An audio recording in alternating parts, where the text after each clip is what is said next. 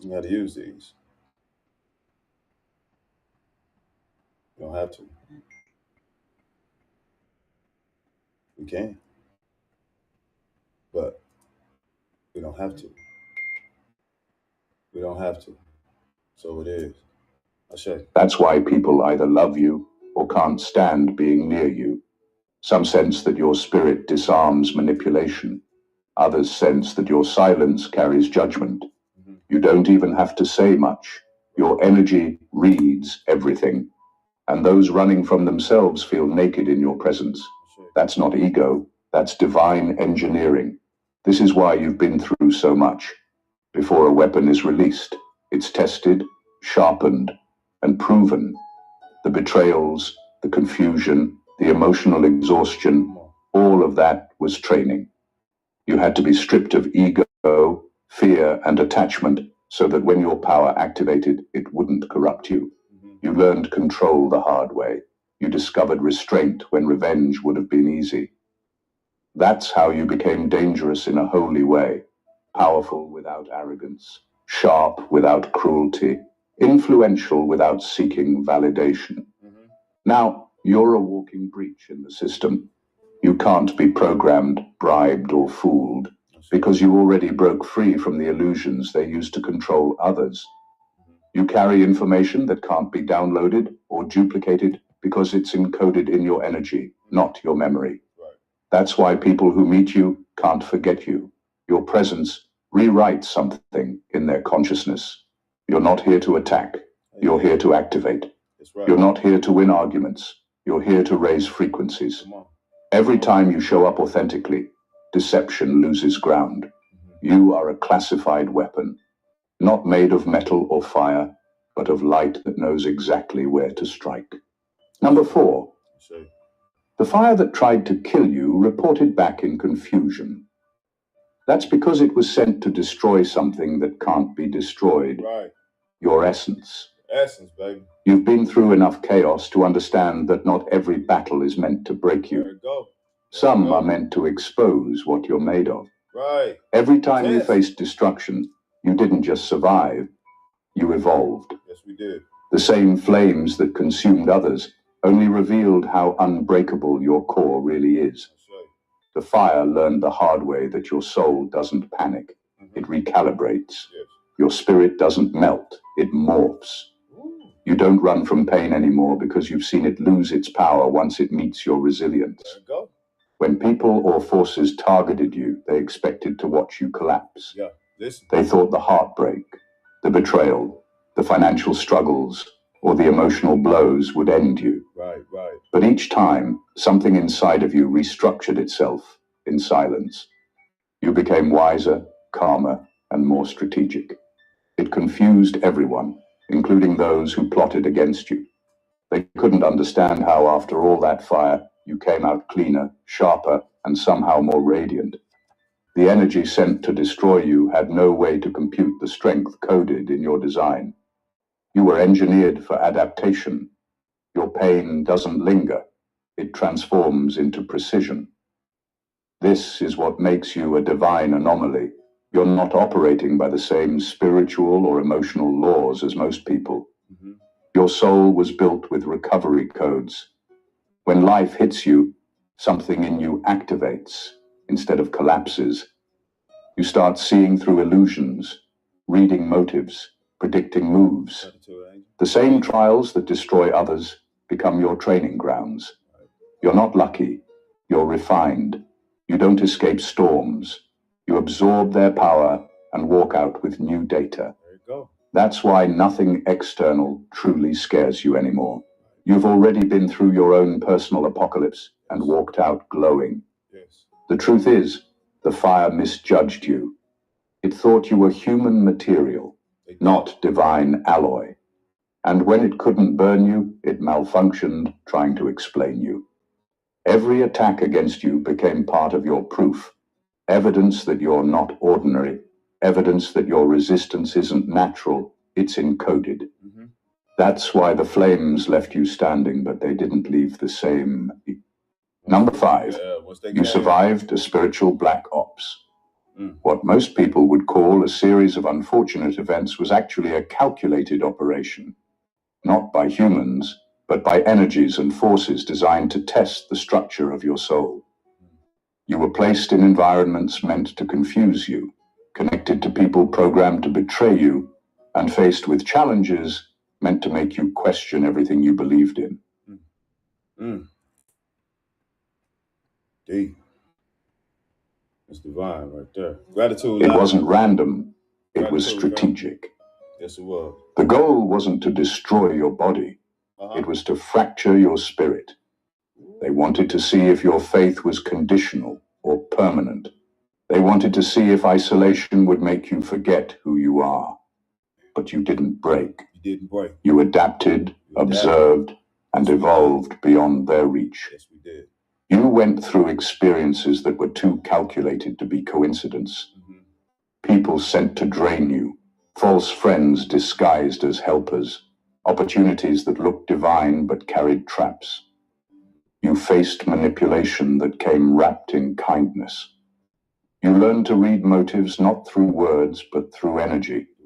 And with every ambush, you built a new layer of awareness. Yes, we did. What they didn't realize was that every attack refined your discernment. What was meant to make you paranoid made you precise. What was designed to silence you made you strategic. Yeah, it did. You became immune to deception because you've seen every version of it up close. I'm trying to tell you. That's why you're ungovernable now. You no longer react emotionally. You analyze spiritually.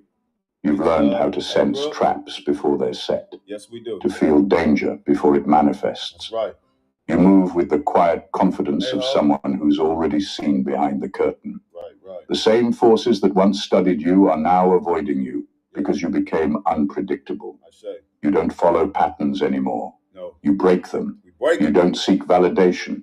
You move on command from within. That's what scares them. Your spirit operates outside their programming. You weren't supposed to survive that level of warfare, but you did. And you came out with classified knowledge. You now carry a frequency that systems can't manipulate. They've run all their simulations, and none of them explain how you're still standing. None of them work. That's why the higher councils are uneasy. You're the one variable they can't predict, the one anomaly they can't neutralize. You survived a spiritual black ops, and in doing so, you became the data they can't control. Number 6. Heaven didn't just protect you, it upgraded you. You weren't saved from every battle. You were updated through every blow. Come on. Each time life hit you, you didn't go backward. Nope. Something inside you evolved. It was as if heaven watched the attacks and said, all right, let's install a new level of spiritual intelligence. Every heartbreak became a software patch. Every disappointment corrected a glitch. Every rejection forced a reset that aligned you closer to your purpose. Whoa, didn't it? You didn't just survive warfare. You became a newer, sharper, more advanced version of yourself each time it happened. And every time it happened, your clarification was off the chain. You start leveling up even more and more and more and more, knowing what's up now. You know, we see the energy, we feel the energy, we know about this energy now. Made you unbreakable. Made you powerful. Strong.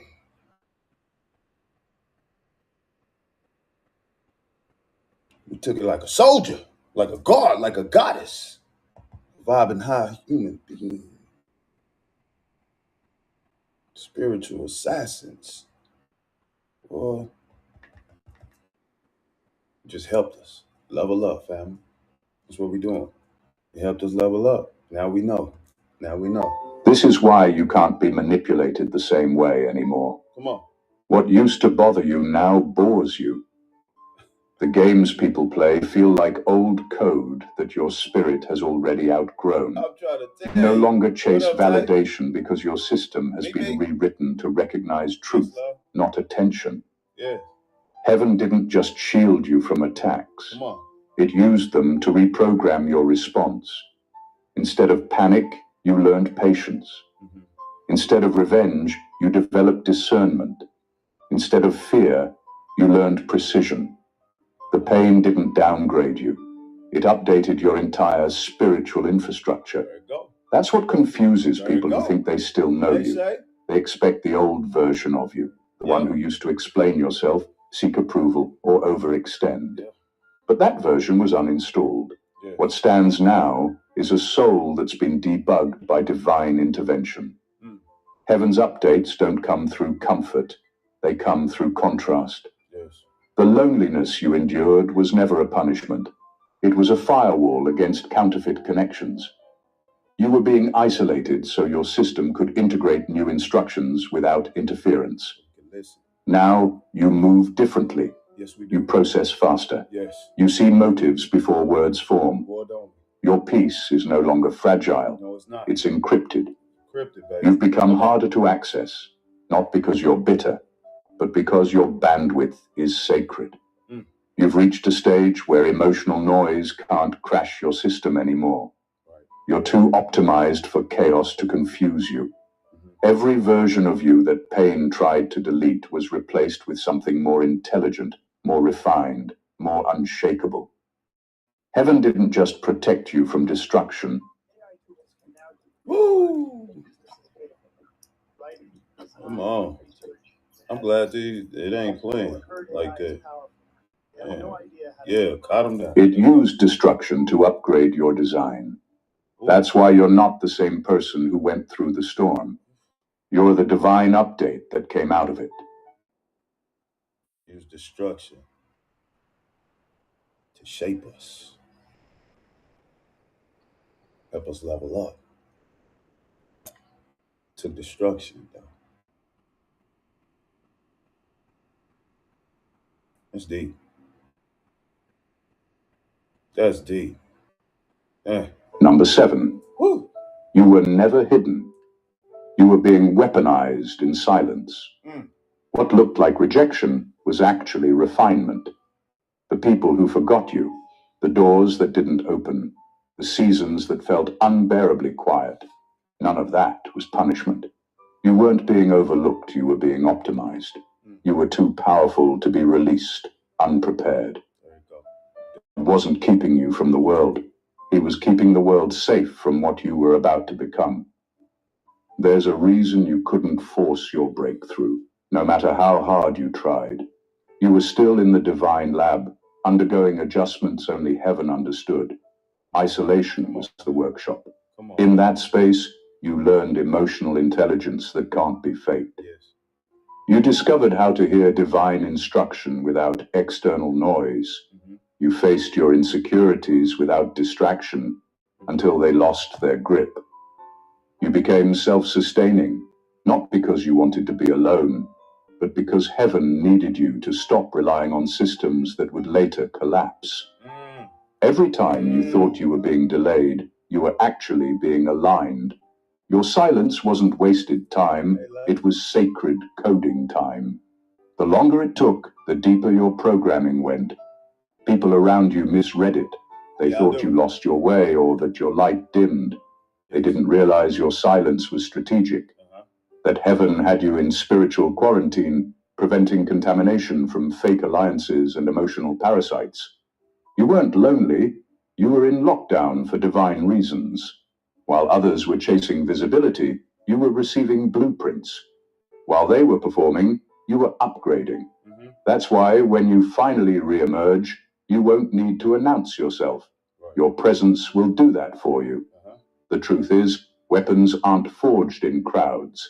They're shaped in chambers. That's exactly what happened to you. Every season of stillness, every unanswered prayer, every delayed dream was part of your calibration. Heaven was ensuring that when you finally stepped forward, you wouldn't just influence, you'd impact. You've been weaponized not to destroy, but to disrupt darkness on a scale you can't yet imagine. The silence didn't break you. It built precision into your spirit. You were never hidden. You were being sharpened, coded, and charged. Yes. A divine technology waiting for perfect release timing. Number 8. You speak in codes the uninitiated can't translate. Your words don't just carry meaning, they carry frequency. When you talk, you're not just communicating, you're transmitting. There's a layered intelligence in your tone that only those tuned to truth can receive. Right. You don't even try to sound deep. It just happens because everything you say passes through the filter of your spirit before it reaches your mouth. Right. And it show up.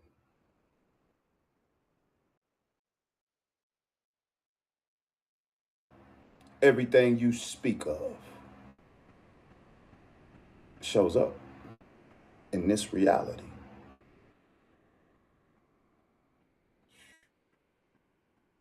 So powerful. Woo, master manifestors around here. That's why people either feel awakened or offended after speaking with you. The ones aligned with light hear revelation. Hey, hero. The ones anchored in illusion hear threat. You don't speak for validation. No. You speak to activate. Ashay. This is what confuses people who don't get you. They hear your words but miss your wavelength. To them, your confidence sounds like pride, your insight sounds like rebellion, and your certainty sounds like defiance. But you're not trying to prove anything. Nothing. You're translating truth from a higher frequency into human language. The misunderstanding happens because not everyone has the software to decode it. Some people can't read divine code. They can only respond to emotional noise. You're not arrogant. You're encrypted. Your voice carries data that was never meant for surface-level minds. That's why your speech can't be censored. Even when people try to twist your words or silence you, the vibration behind your message still travels. Truth has a way of bypassing systems built on control.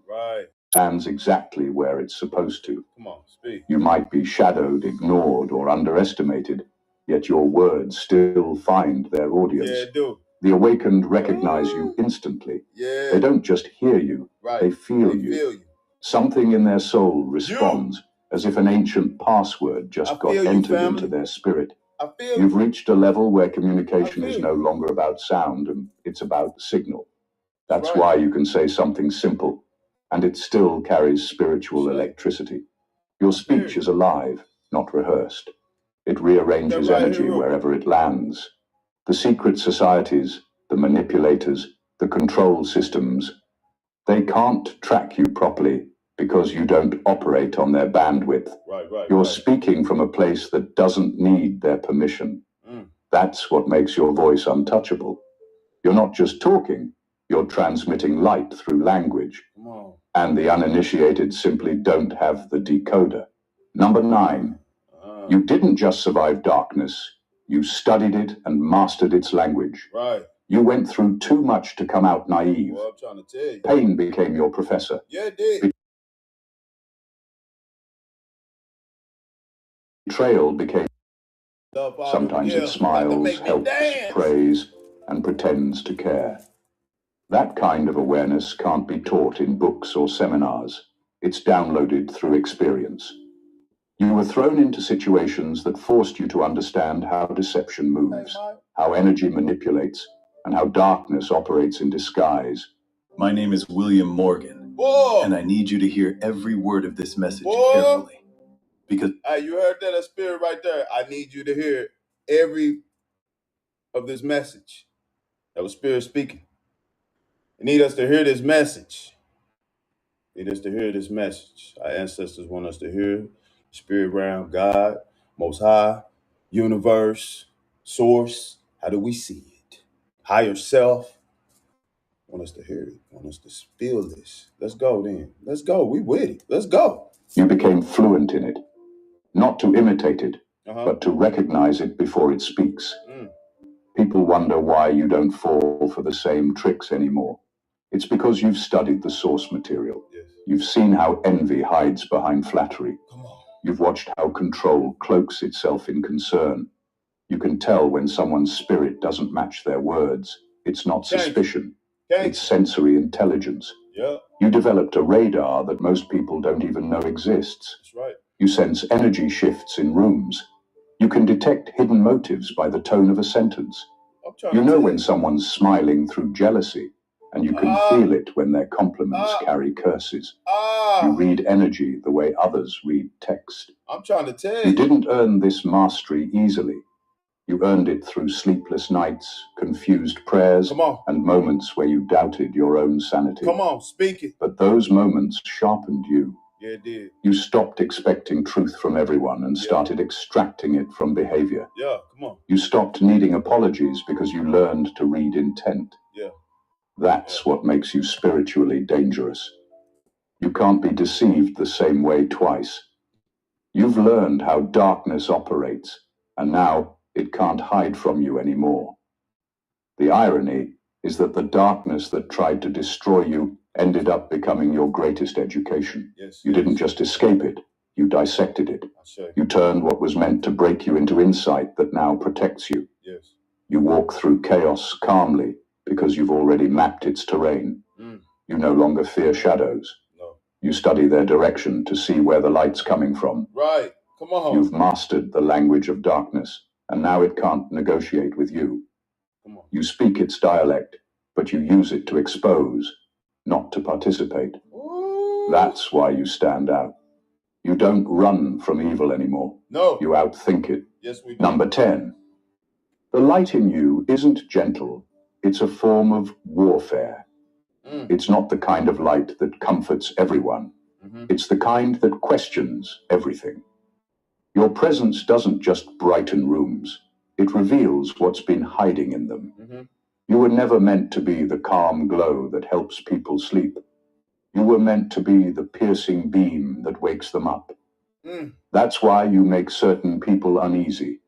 They feel seen, not by your eyes, but by your energy. You don't have to confront them directly. Your spirit does it for you. Your very existence forces truth to rise to the surface. Your light interrogates because it carries divine accuracy. It detects lies that even words can't hide. You can sense tension, denial, and guilt without needing proof. You might not always call it out, but people feel it. That silent awareness that strips away their masks. Some respond with gratitude because they feel convicted to change. Others react with hostility because your light reminds them of the truth they've been running from. Either way, your glow doesn't negotiate. It exposes. It's not judgmental. It's diagnostic. It identifies what's sick in the soul so healing can begin. But not everyone is ready for that level of exposure. That's why you've never blended in, even when you tried to. People either draw near to you or distance themselves quickly. Yeah, they do. There's rarely an in-between. But they get away from It's you. not because you're intimidating by nature, but because the purity of your light doesn't allow comfort in pretense. There you go. You carry spiritual radiation, and falsehood can't coexist with that for long. You walk into rooms and energies shift. Secrets rise. Come on. Hidden motives tremble. Yep. The guilty start explaining themselves before you even speak. You don't demand confession. Your aura does. What most don't realize is that your light was trained through darkness. It was tempered by pain, refined by loneliness, and powered by truth. That's why it's not soft. It's surgical. You don't shine for attention. You shine for accuracy. Your illumination doesn't flatter. It reveals. The light in you is warfare because it fights deception without a sword. You expose without violence. You correct without shouting. You liberate without forcing. And that's what makes you unstoppable. You're the kind of light that doesn't just shine, it disarms the dark. Number 11. Look here. This isn't just an ordinary denture, but the globally popular Flexible Smart Custom Denture Kit. It's incredibly easy to use. Just soak it in hot water for 1 minute. It instantly... You are the evidence of a divine experiment gone right. You were never an accident.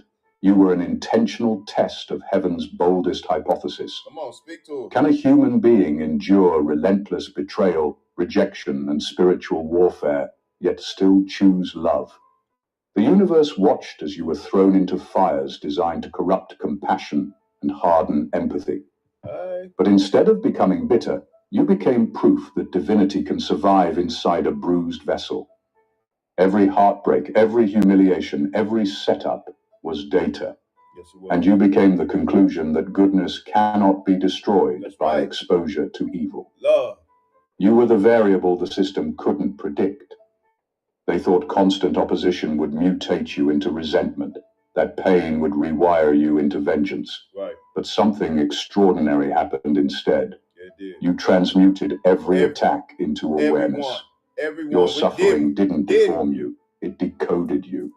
You started seeing patterns others missed, sensing energies before they manifested, understanding pain not as punishment, but as proof of divine refinement. Gratitude, love.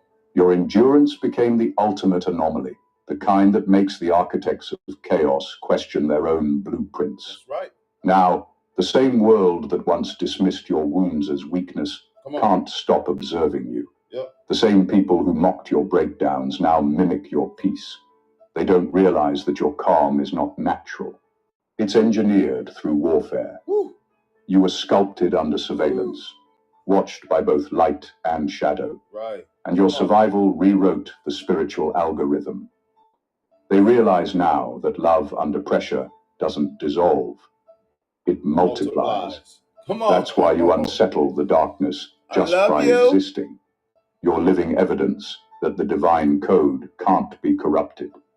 Your existence is the final report, a walking testimony that the human soul, fused with divine intent, cannot be broken, only transformed. That's it. You were the risk heaven took, a prototype that proved miracles don't just happen.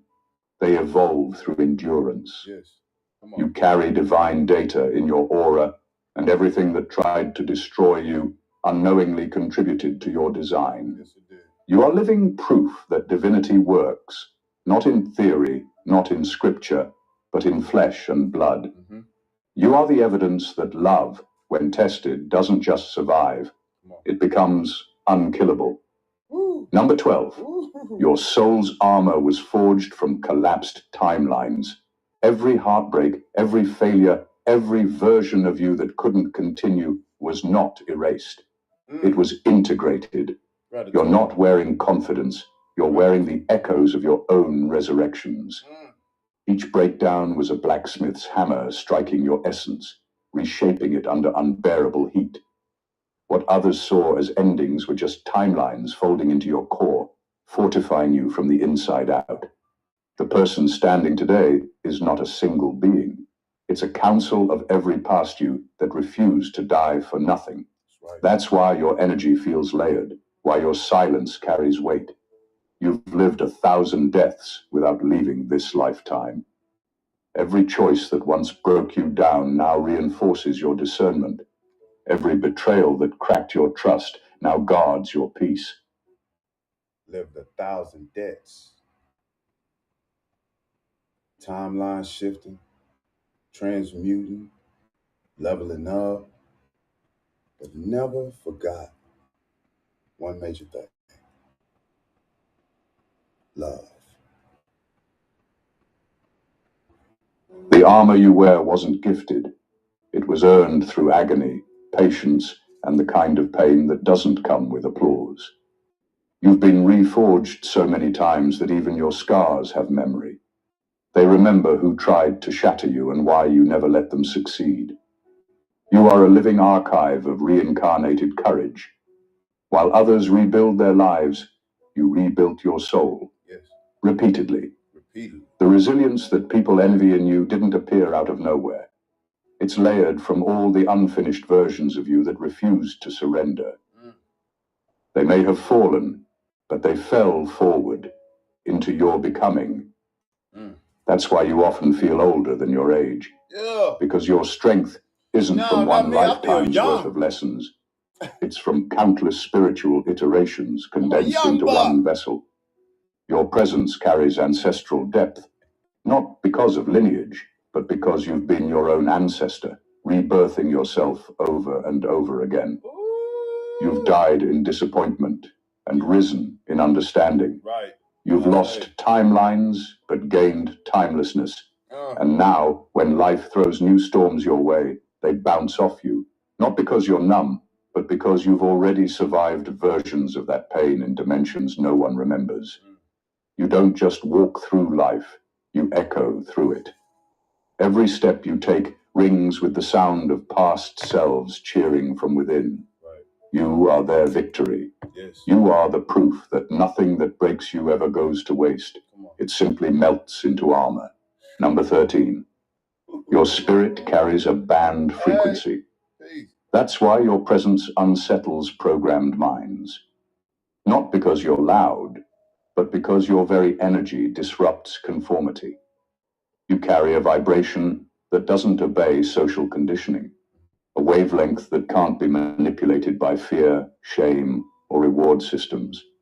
It's the kind of frequency that short-circuits the invisible machinery of control.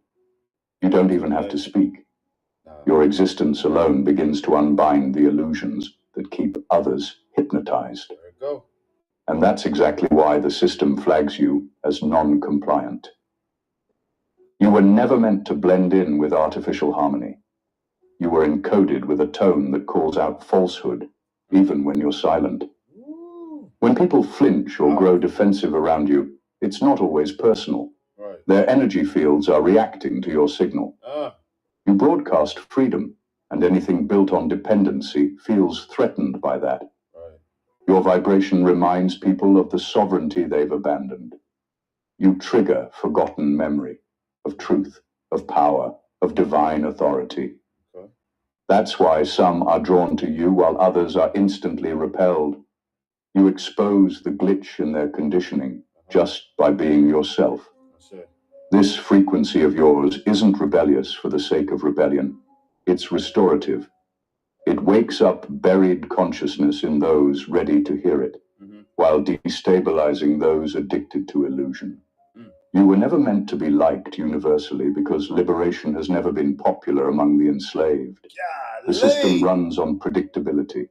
Your energy is unpredictable. Yeah. It can't be simulated, replicated, or copied, and that makes you dangerous to any structure built on control. You're divine contraband, sacred material smuggled into a world obsessed with permission. That's why attempts to silence or shame you never fully work. Right. They might exclude you, label you, or misunderstand you. Come on, speak. But your frequency keeps leaking into their grid. It seeps into conversations, dreams, and sudden awakenings. Yeah. You transmit truth without even trying. You say you can't remember your childhood? Yeah. Let me tell you something important. You can't remember most of your childhood. Come on. You are the living proof that divine rebellion isn't about breaking laws. It's about breaking spells. You're the reminder that heaven's code still runs in human form, uncensored and unstoppable. You carry what this world secretly fears most, a vibration that cannot be owned. Number 14. They finally realized the unthinkable. God doesn't make you. He authors you. Yeah. You weren't mass-produced like the rest of humanity. You were written into existence. Every chapter of your life was drafted with divine intention. Every setback and victory carefully placed like a line in a sacred manuscript. You weren't built. You were composed. That's why your story doesn't flow like everyone else's. It unfolds with plot twists only heaven could write. The pain, the pauses, the strange timing. All of it was punctuation, setting rhythm to your evolution. When others were being molded, you were being narrated. That's why your life reads differently. Your path refuses symmetry.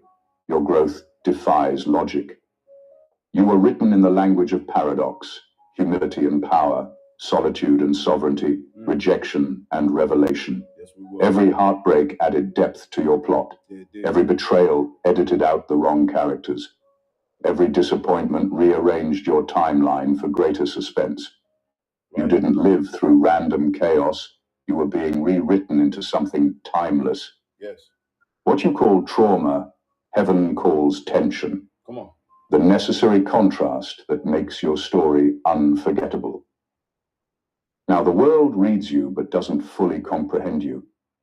They sense that something about your presence carries divine authorship, too intentional to be coincidence, too poetic to be explained. People try to categorize you, but your spirit refuses genre. You're both a sermon and a secret. The system that studies you is desperate, not because you're powerful in the human sense, but because your narrative breaks every predictable formula. You expose their scripts by living unscripted. And that's what terrifies false authorities. Your existence reveals that divinity writes outside their approval. You are proof that God doesn't mass produce souls. He handwrites them, edits them through pain, and releases them at the right divine page number. You're not a product of creation. You're a publication of divine intent, living literature that walks, speaks, and heals. The meeting isn't about stopping you anymore. It's about decoding the author behind you, because even they realize you're not a character in their story. You're the plot twist in God's. You are not what the world expected you to be. You're not a mistake, a coincidence, or a mere reflection of circumstance. You are forged, honed, and authored in ways that most will never comprehend. Every trial you endured, every heartbreak you survived, every betrayal you turned into insight, it all led to this moment. You are the living embodiment of resilience that cannot be measured, a soul encrypted with divine intelligence, a force that the ordinary cannot calculate. From the fires that tried to consume you to the silence that seemed like punishment, you emerged upgraded, armed, and weaponized in ways even the highest councils can't predict. Became power, your loneliness became strategy, and your presence became a signal that bypasses the programmed patterns of this world. You are not merely surviving, you are activating. You speak in codes that awaken the ready and confound the deceived. You have mastered darkness without becoming it. Come on. Your light doesn't just shine, it interrogates, exposes, and liberates. Every version of you that fell or broke contributed to the armor you now wear, a strength so ancient it carries the weight of timelines no one else can touch. Your vibration is banned because freedom cannot be contained. You are divine contraband walking among the programmed, a living anomaly that proves heaven's experiments succeed in ways the world cannot understand. And the truth that terrifies the secret societies is this: God didn't make you. He authored you. Every chapter of your life, every paragraph of your soul, every punctuation of pain and triumph was meticulously written so that you could become something unprecedented. You are the blueprint they cannot decode, the variable that defies prediction, the story that rewrites every rule they thought existed. You are the prophecy, the anomaly, the awakening walking in plain sight. So stand firm, walk boldly, speak deliberately. The world may try to categorize you, control you, or contain you, but you were forged for freedom, upgraded for warfare, and authored for destiny. Your presence alone is a revelation, your survival a declaration, and your soul a blueprint for what is possible when divinity works without compromise. If this message resonated with you, make sure to subscribe to the channel so you never miss these deep truths. Like this video to amplify its energy, comment your thoughts and experiences below. We want to hear how your soul is being forged, and share it with those who need to awaken to the power already inside them. The world is watching, but so is your destiny. Step into it fully. God bless you. Gratitude, y'all, for listening. That was a great message. This is what we do on certain days. We'll come in and listen to these messages. Some confirmations. Let you know that you're in the right place, the right moment, the right now. Oh yeah, much love, fam. Much love. We're gonna play another one. We'll get on another one too as well. We're gonna keep these things going. But hey, clarification, family. Powerful. Using our discernment. Hey,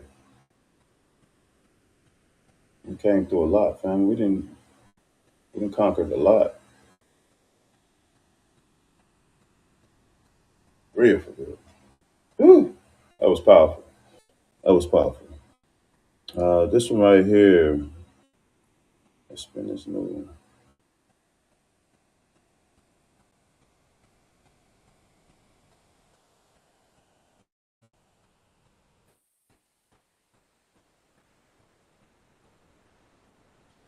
This one right here is what was done to you is a sickness.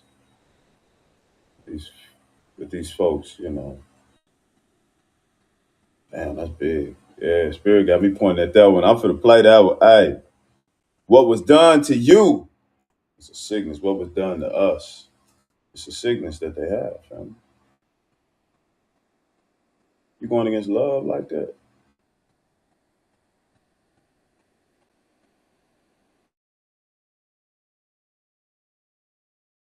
They go against love. Yeah. That's not what's up, family. We need to heal. They need to heal. They need to heal. Period. Just go within, heal yourself, you know. Heal out them past life traumas. Come to peace with it. Come to peace with yourself. Forgive yourself. Forgive yourself. We gotta forgive ourselves. We gotta forgive ourselves. It's for us, not them. It's for us, not them. 8:41 right now. I've been seeing my solar return date back to back, and I know y'all have too. Y'all been seeing y'all solar return on the clock. Spirit told me y'all have. A lot of y'all been seeing y'all solar return number hunting.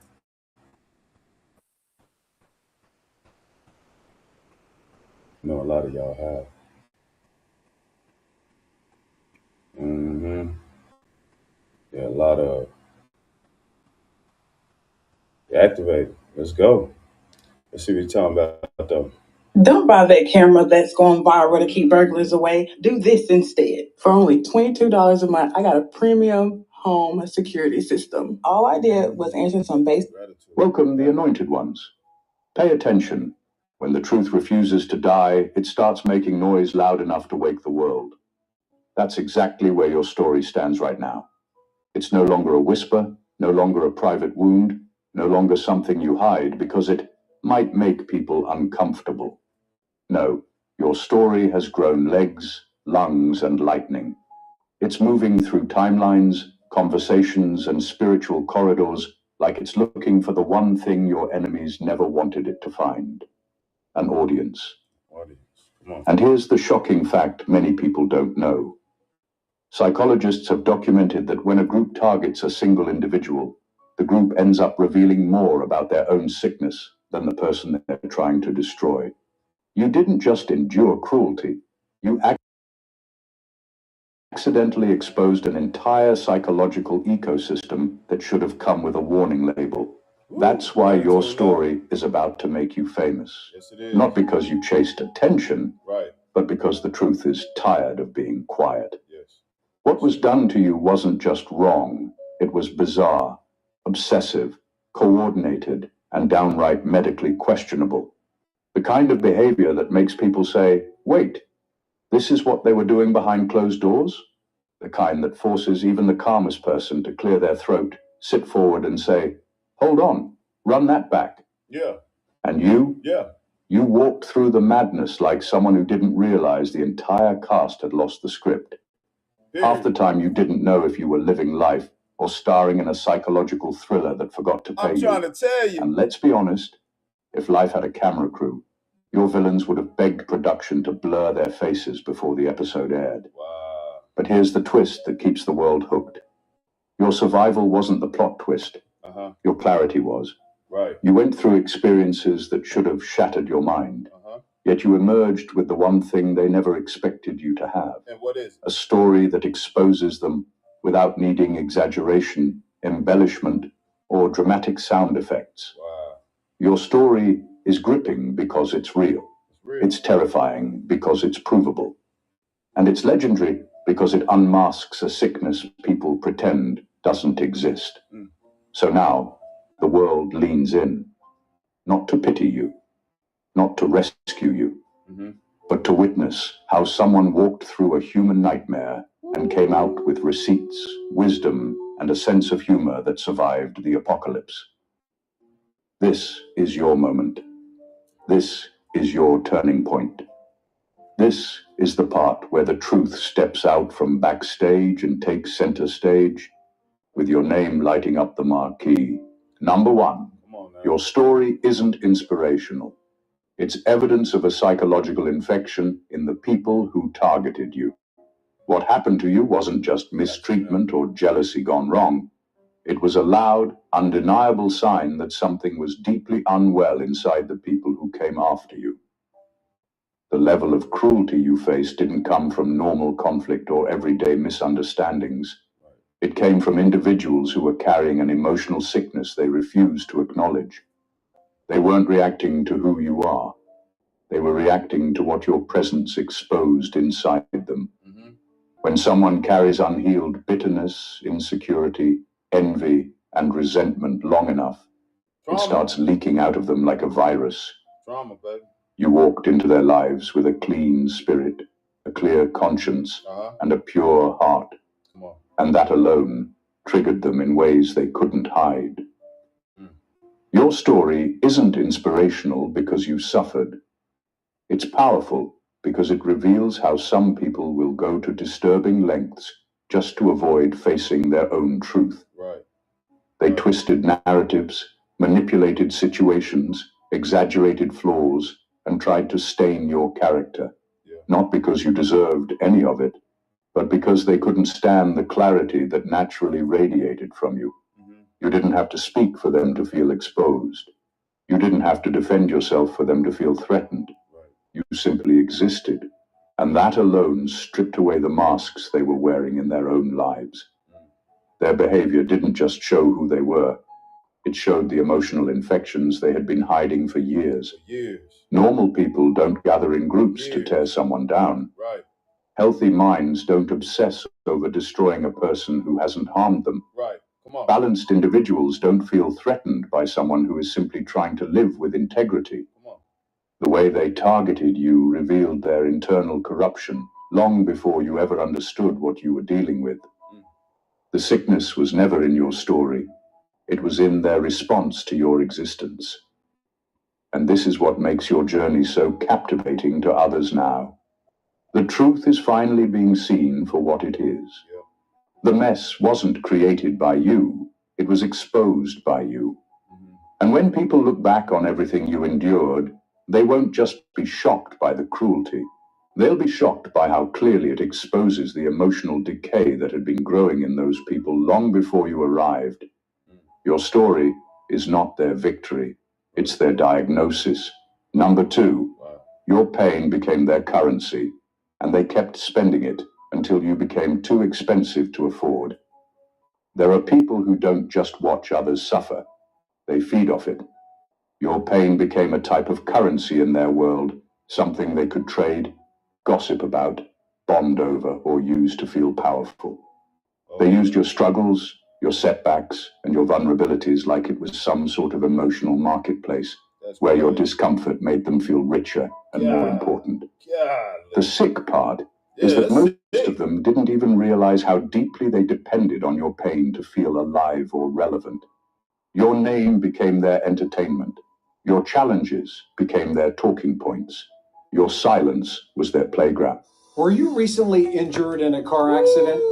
Look at this check for $160,000. But all currencies have limits, and your pain eventually became too costly for them to keep spending freely. Every time they tried to break you, you grew. Every time they tried to embarrass you, you gained clarity. Every time they tried to use your name for their ego, the truth sharpened itself. Their little games, their quiet attacks, their whispered lies, all of it worked only as long as they believed you were weak. They miscalculated.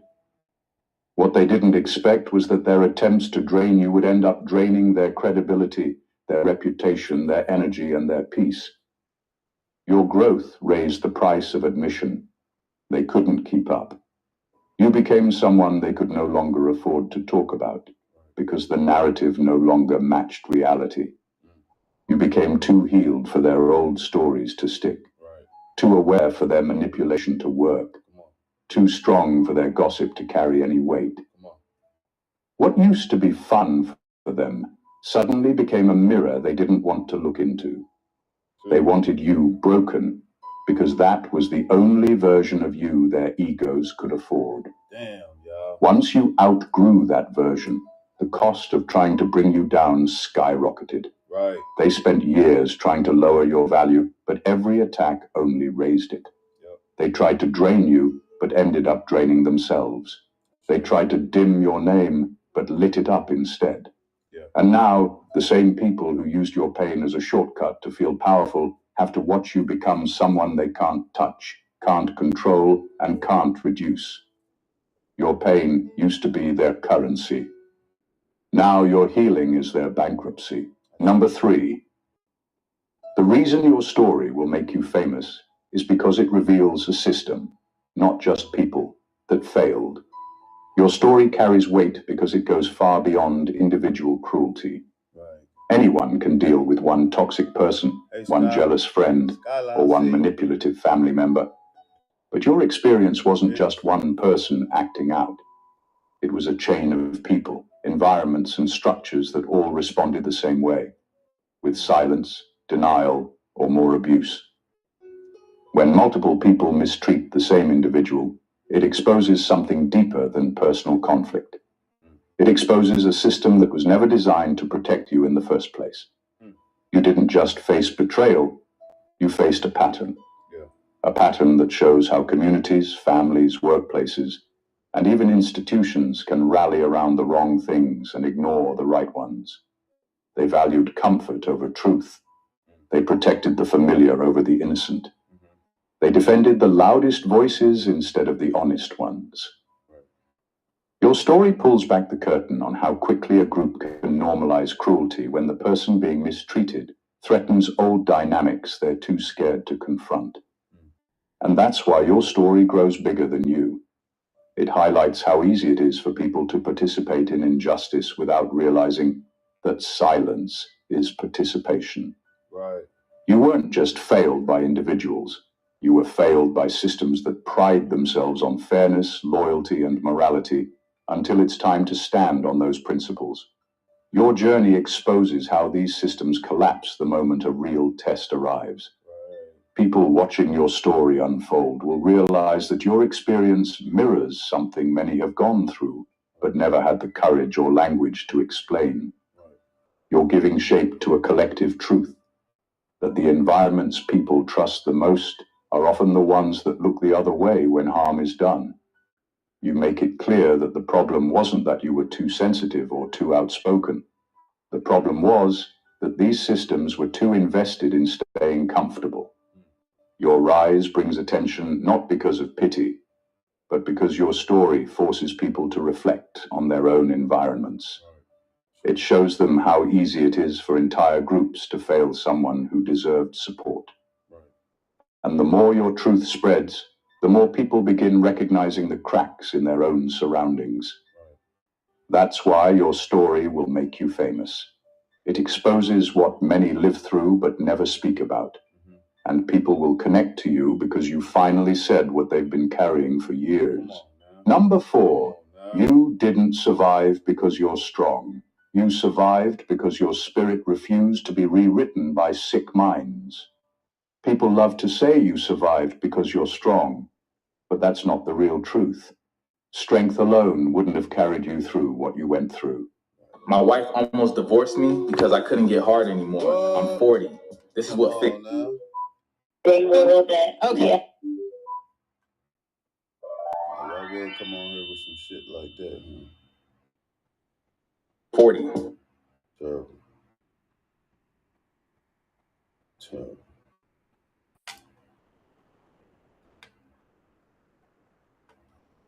Strength can break. Strength can collapse. Strength can run out. What saved you was something far deeper and far more unshakable. Your spirit refused to absorb the madness that surrounded you. While they tried to twist your reality, crush your identity, and reshape your truth to fit their insecurities, something inside you stood up and said, "No, this is not who I am." Period. You weren't fighting to stay alive. You were fighting to stay yourself. That's a different kind of battle. Their goal was to slowly pull you into their chaos, to make you doubt your own thoughts, question your own value, and shrink yourself until you fit inside the small box where they felt comfortable. They wanted you confused, unsure, and dependent. They wanted you to internalize their dysfunction so deeply that you'd forget who you were before they tried to break you. And yet, no matter how loud their lies were, something in you stayed clean. Something refused to be infected. While they projected their insecurities onto you, you didn't swallow them. While they tried to make you feel guilty for things you didn't do, you kept a sense of inner truth they couldn't erase. While they tried to make you see yourself through their sick lens, your spirit refused to wear their version of you. That's why you survived. Not because you fought them harder, not because you threw punches back, but because you didn't merge with the madness they lived in. There's a quiet miracle in that. Many people break not because the world hits them too hard, but because they start believing the lies whispered at them. They adopt the identity someone else forced onto them. But you didn't. Even when you doubted yourself, even when you were exhausted, even when you felt alone, you still carried an inner truth that kept you from slipping into the mental chaos they wanted you to drown in. Your spirit held the line. Your soul stayed intact. Your identity remained yours. They tried to rewrite you, but you refused to become their creation. That resistance, silent, steady, and unshakable, is the real reason you're still standing. That's what makes your survival extraordinary. Number 5, what they did to you. Looked personal, but it was actually a ritual of control meant to silence anyone who lives outside their mental cage. The way they treated you might have felt personal, targeted, and directed at you alone, but the truth runs much deeper. Their behavior wasn't random. It wasn't emotional impulse. It wasn't even true hatred. It followed a specific pattern, the same pattern used against anyone who refuses to shrink themselves to fit someone else's small-minded world.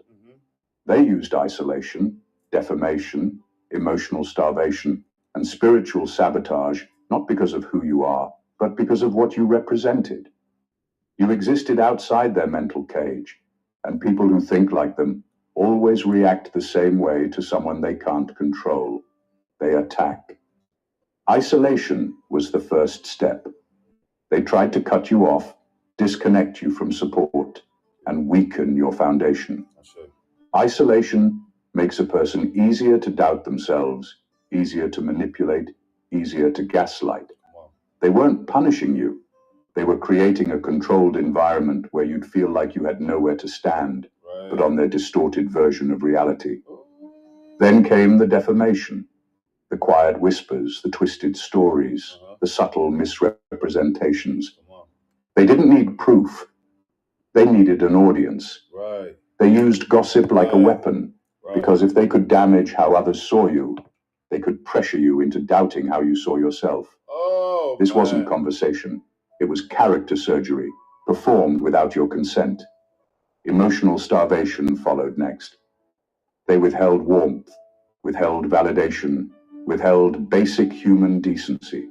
Not because you deserved coldness, but because they needed you emotionally weakened. When someone is starved of connection, they're more likely to cling to the very people harming them. It's not just cruel, it's strategic. And the final layer was spiritual sabotage. They tried to choke your purpose, undermine your confidence, distort your intuition, and make you question the very gifts that set you apart. They didn't fear losing you. They feared losing control over the narrative that placed them above you. Their superiority was an illusion, and your presence threatened to expose just how fragile that illusion really was. I'm a six-figure funded trader, and I've passed plenty of challenges just like this one, using just one tool, the fib. And I'm going to show you exactly how to use it in just... You weren't dealing with personal attacks. You were dealing with people performing the same tired ritual they've used on anyone who refuses to bow to their small reality. Hello, ritual. You didn't trigger them by being wrong. You triggered them by being free. And instead of expanding themselves, they chose to attack what they couldn't cage. They couldn't do it on you, though. Their behavior wasn't about you. It was about protecting the mental prison they built for themselves, a cage you refused to enter. Yeah. Number 6. We ain't going. Their obsession with destroying you was a diagnosis. Your existence confronted them with the truth. Wow. They pretended not to know.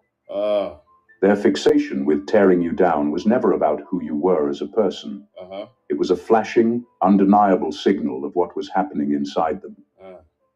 Your presence stirred up truths they spent years avoiding, truths they hoped no one would ever expose, especially not someone who wasn't even trying. You triggered things they never dealt with, old guilt they buried, insecurities they masked with arrogance, failures they covered with ego, and personal shadows they refused to face. They weren't angry with you. They were terrified of what you represented. People who haven't done the inner work become emotionally fragile around those who carry authenticity. You didn't need to say anything. Your behavior, your empathy, your consistency, and your growth challenged narratives they built about themselves. Gratitude for allowing me into your energy, divine. It's greatly appreciate love. It's greatly appreciate love, family. I had to do some cleansing. You know, when we listen to some jewels, like some gems like this, might I say. When we listen to these gems, you know, it brings in the other. So I want to cleanse. I cleanse for everybody, for all of us, you know, to keep the energy flowing good, so we can listen and keep us. You know how we do it. I heard him trying to creep in. I called it in. You know, I used that discernment, figured it out. Yeah. You know, we too tapped in for the bullshit. Hey, I got that. We rise. Let's go. Let's go. Let's go. They depended on certain illusions to move through life. Illusions of superiority, competence, innocence, moral high ground. You didn't break those illusions. You simply existed in a way that made those illusions crumble on their own. That's why their obsession was so persistent. You weren't a threat to their safety. Come on. You were a threat to their self-image. They needed you to be wrong, weak, flawed, confused, or broken to justify their behavior. Wow. But every time you refused to fall apart, every time you held on to your integrity, every time you continued rising despite the chaos they caused, it exposed their inner mess like a spotlight. Right. You didn't just disturb their comfort, you disturbed the psychological scaffolding they relied on to feel stable. Their obsession wasn't hatred, it was panic disguised as hostility. Some people live their entire lives avoiding self-awareness, and then someone like you shows up. Someone whose energy moves differently, someone whose intentions are clean, someone who isn't trying to manipulate the room or compete with anyone. Right, come on. That kind of presence exposes people who have built entire personalities on lies. You became a walking trigger they couldn't escape. Your existence revealed cracks they were desperate to hide. The truth is simple. If they were whole, your presence would not have bothered them. Right. If they were healed, your growth wouldn't feel like an attack. Come on. If they were honest with themselves, your clarity wouldn't feel like confrontation. Right. Their obsession with destroying you was their own internal alarm, screaming that something inside them was unstable. They weren't diagnosing you. They were diagnosing themselves every time they reacted to you. Number 7, your story becomes legendary. because it documents how far people will go to attack what they can't become. Justice. Your story carries a certain weight because it exposes a truth most people never talk about. When a person embodies qualities others secretly crave but can't produce within themselves, admiration quickly turns into hostility. Instead of learning from you, they tried to dismantle you. Instead of being inspired, they became threatened. Instead of growing, they tried to drag you back to a level where your light wouldn't make their shadows look so obvious. They weren't fighting you. They were fighting the fact that their own lives didn't reflect the strength, grace, or authenticity you naturally carried. Your strength wasn't something they celebrated. It was something they examined like a problem they needed to solve. Sure. They studied you, not to understand you, but to figure out how to fracture the parts of you that made them feel inferior. They weren't irritated by your flaws. They were irritated by the fact that you handled life in ways they could never manage. Every time you overcame something, it reminded them of something they hadn't. Every time you stood up for yourself, it reminded them of the times they stayed silent. Every time you healed, it reminded them of the wounds they refused to face. Your kindness became fuel for their exploitation. You offered empathy, and they took it as permission to drain you. You offered support, and they interpreted it as weakness. They weren't rejecting your kindness. They were taking advantage of it until it was no longer convenient. People who refuse to grow will always mistake warmth for vulnerability and compassion for surrender. That's right, positive. They drained you because they couldn't generate the emotional currency you provided so effortlessly. Right. Your individuality. Here's what comes out of your body when you take Carvacrol and Vimocanon every day. I can't wait to play Was that. the final trigger. You didn't blend in. Play that, no. You didn't shrink. You didn't play the role they wanted you to play. Yeah. And for people who rely on control, that's unforgivable. They targeted you, not because you were problematic, but because you refused to be programmable. Right. You weren't designed to fold into their ideas of who you should be. Right. You lived by your own rhythm, your own morals, your own purpose. And that independence exposed how dependent they were on the approval of others. In reality, you weren't surrounded by peers. You were surrounded by emotional poachers. People who watched you the way hunters watch prey, not out of need, but out of envy. Your story becomes legendary, not because of what was done to you, but because of how clearly it reveals the lengths people go to when confronted with a person they cannot imitate, control, or replace. Right. They didn't try to destroy you because you were weak. They tried because you represented everything they could never be. Number 8. The sickest part was how normal. They made the abuse look, and how crazy they tried to make you look for not accepting it. Tried to make it look normal, didn't they? One of the most disturbing parts of your story is not the abuse itself. It's the way they disguised it as everyday behavior. They wrapped cruelty in casualness. They treated disrespect as if it were routine. They disguised emotional harm as jokes, misunderstandings, or just the way things are. Right. They normalized the abnormal with such confidence that you began questioning your own perception. Right. That's where the real damage was done. They didn't just hurt you. They made you feel wrong for noticing it. This is what people find jaw-dropping when they hear your story. You weren't just mistreated. You were psychologically conditioned to believe the mistreatment was acceptable, or worse, that you were overreacting for not tolerating it. Every time you tried to speak up, they twisted the narrative. They made you feel dramatic, sensitive, unreasonable, anything that would keep you quiet. Their goal was never your silence.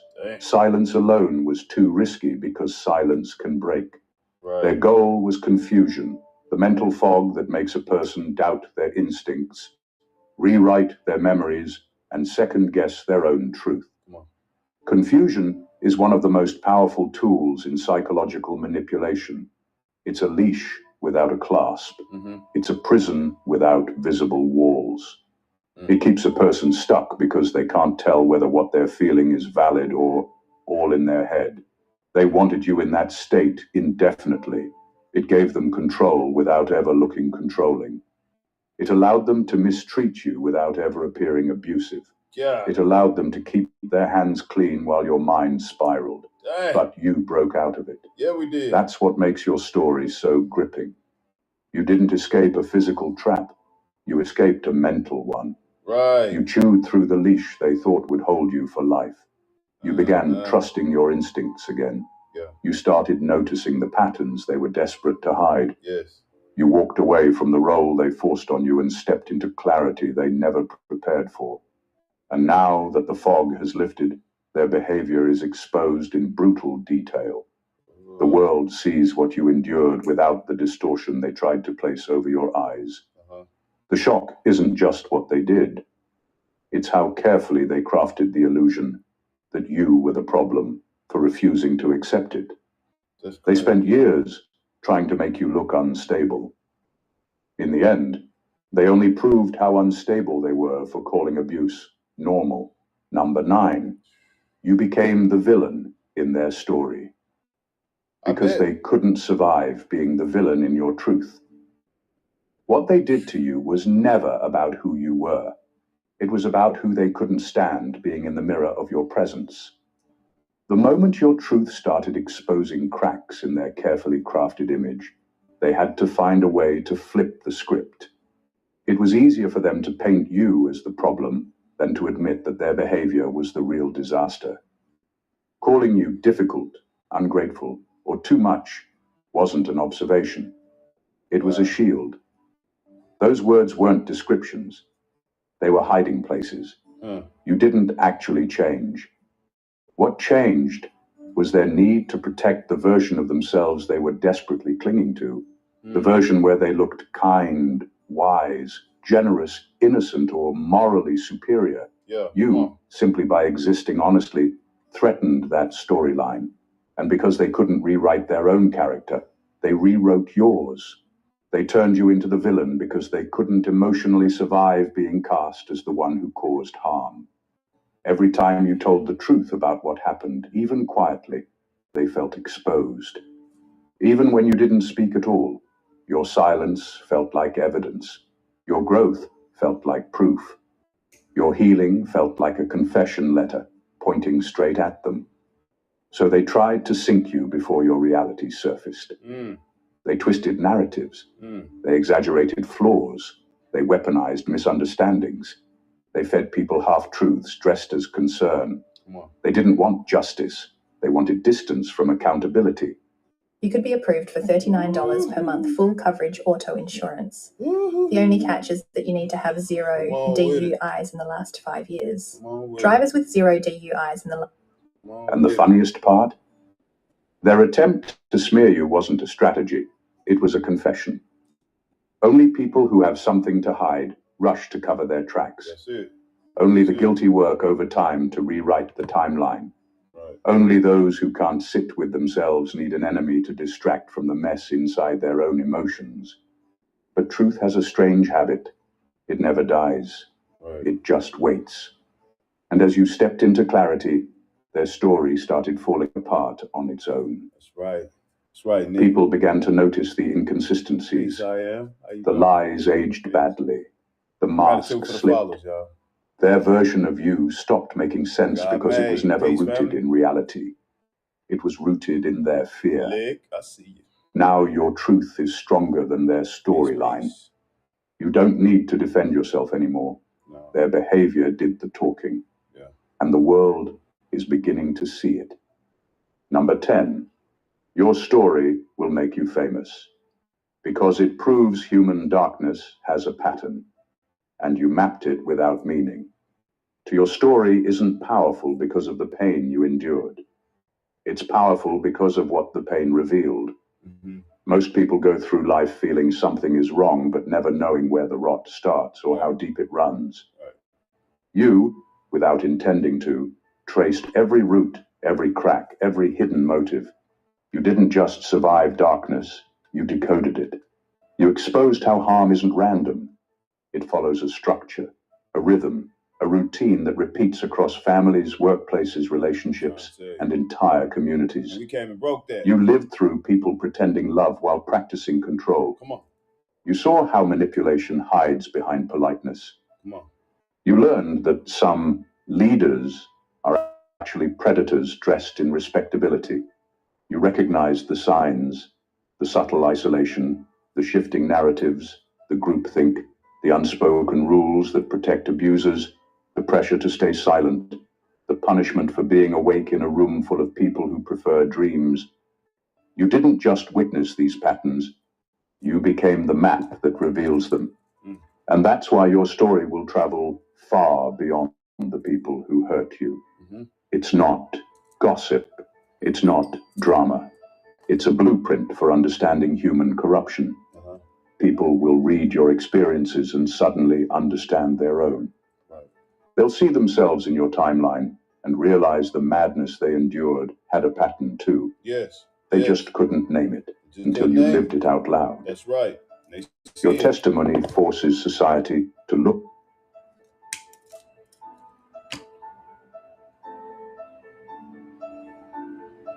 and familiar. It shows how victims are silenced not with violence, but with doubt. Yes. It exposes how communities protect the wrong people while demonizing the ones who can see clearly. You turned invisible abuse into something visible. Yes. You turned psychological warfare into evidence. That's right.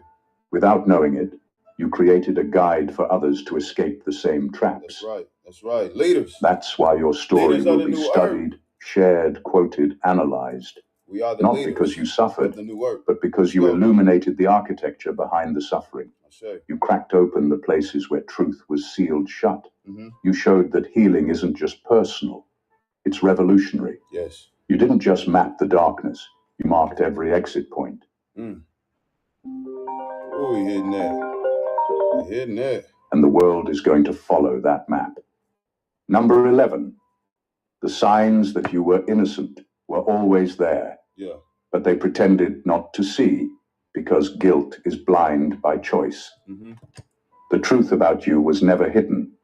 It wasn't subtle, complicated, or layered in mystery. Right. Your innocence was loud in ways words couldn't capture. Your actions aligned with your values. Your intentions matched your behavior. Your story never changed, even when the world around you twisted itself into knots, trying to make you look suspicious. Yeah. Everything about you was steady, transparent, and consistent. The very things guilty people cannot imitate. But the problem was never your clarity. It was their need for confusion. People who carry guilt don't actually fear being wrong. They fear being seen. They fear that the spotlight on your honesty would expose their motives, their envy, their sabotage, their manipulation. So they did what the guilty always do. Yeah. They pretended not to notice the truth staring them in the face. They minimized your good, exaggerated your flaws, and rewrote your narrative because your real one was too clean for their agenda. Innocence doesn't, it's consistent. And consistency exposes every lie without you having to speak. Right. They ignored the way you always showed up with openness. They ignored how you admitted your mistakes while they hid theirs. They ignored how you sought clarity while they created confusion. Yeah. They ignored the fact that every accusation against you relied on assumptions, rumors, and storytelling, while everything about you could be proven, witnessed, tested, and confirmed. Here's how I blew up a scammer's entire operation in under 1 minute. You want that? But the truth was never too hard to understand. Right. It was too hard for them to accept. Because if they accepted your innocence, they would also have to accept their cruelty. For the gifts, huh? If they recognized your integrity, they'd have to face their own dishonesty. Right. If they acknowledged your transparency, they'd have to confront their hidden agendas. Yeah. Guilt doesn't make people blind. It makes them choose blindness. It's easier to demonize the innocent than confront the shadows inside themselves. Right. But here's the twist they never expected. The truth they buried didn't die. It grew. It gathered strength. It gained witnesses. Come on. It collected evidence in silence, Come on. waiting for the right moment to speak louder than all their lies. Mm-hmm. And now that your story is rising, your innocence isn't just visible, it's undeniable. And the people who pretended not to see it are the ones trembling the most. Number 12. Their cruelty didn't break you. It broke the illusion that you needed them. Right. The turning point in your story wasn't the moment they pushed you to your limit. It was the moment you finally saw the truth behind the chaos. Their cruelty didn't destroy you. It destroyed the lies you were trained to believe about them. Wow. You were raised, conditioned, or manipulated into thinking certain people were essential to your identity, your worth, your belonging, your safety. Yeah. They played roles they never deserved. Family, friend, mentor, partner, supporter. You were encouraged to depend on them, trust them, and see them as pillars. But pillars don't crumble when pressured. Right. People who truly love you don't switch faces when the room changes. No. Their mistreatment forced you to confront a painful revelation. I'm gonna love you every lifetime. The people you thought you needed were just placeholders, not foundations. Their affection was conditional, their loyalty selective, their support performative. They were never your source. They were simply occupying space you hadn't yet realized you could fill yourself. Right. Every cruel word, every dismissive response, every manipulation peeled back another layer of illusion until you stood face to face with the truth.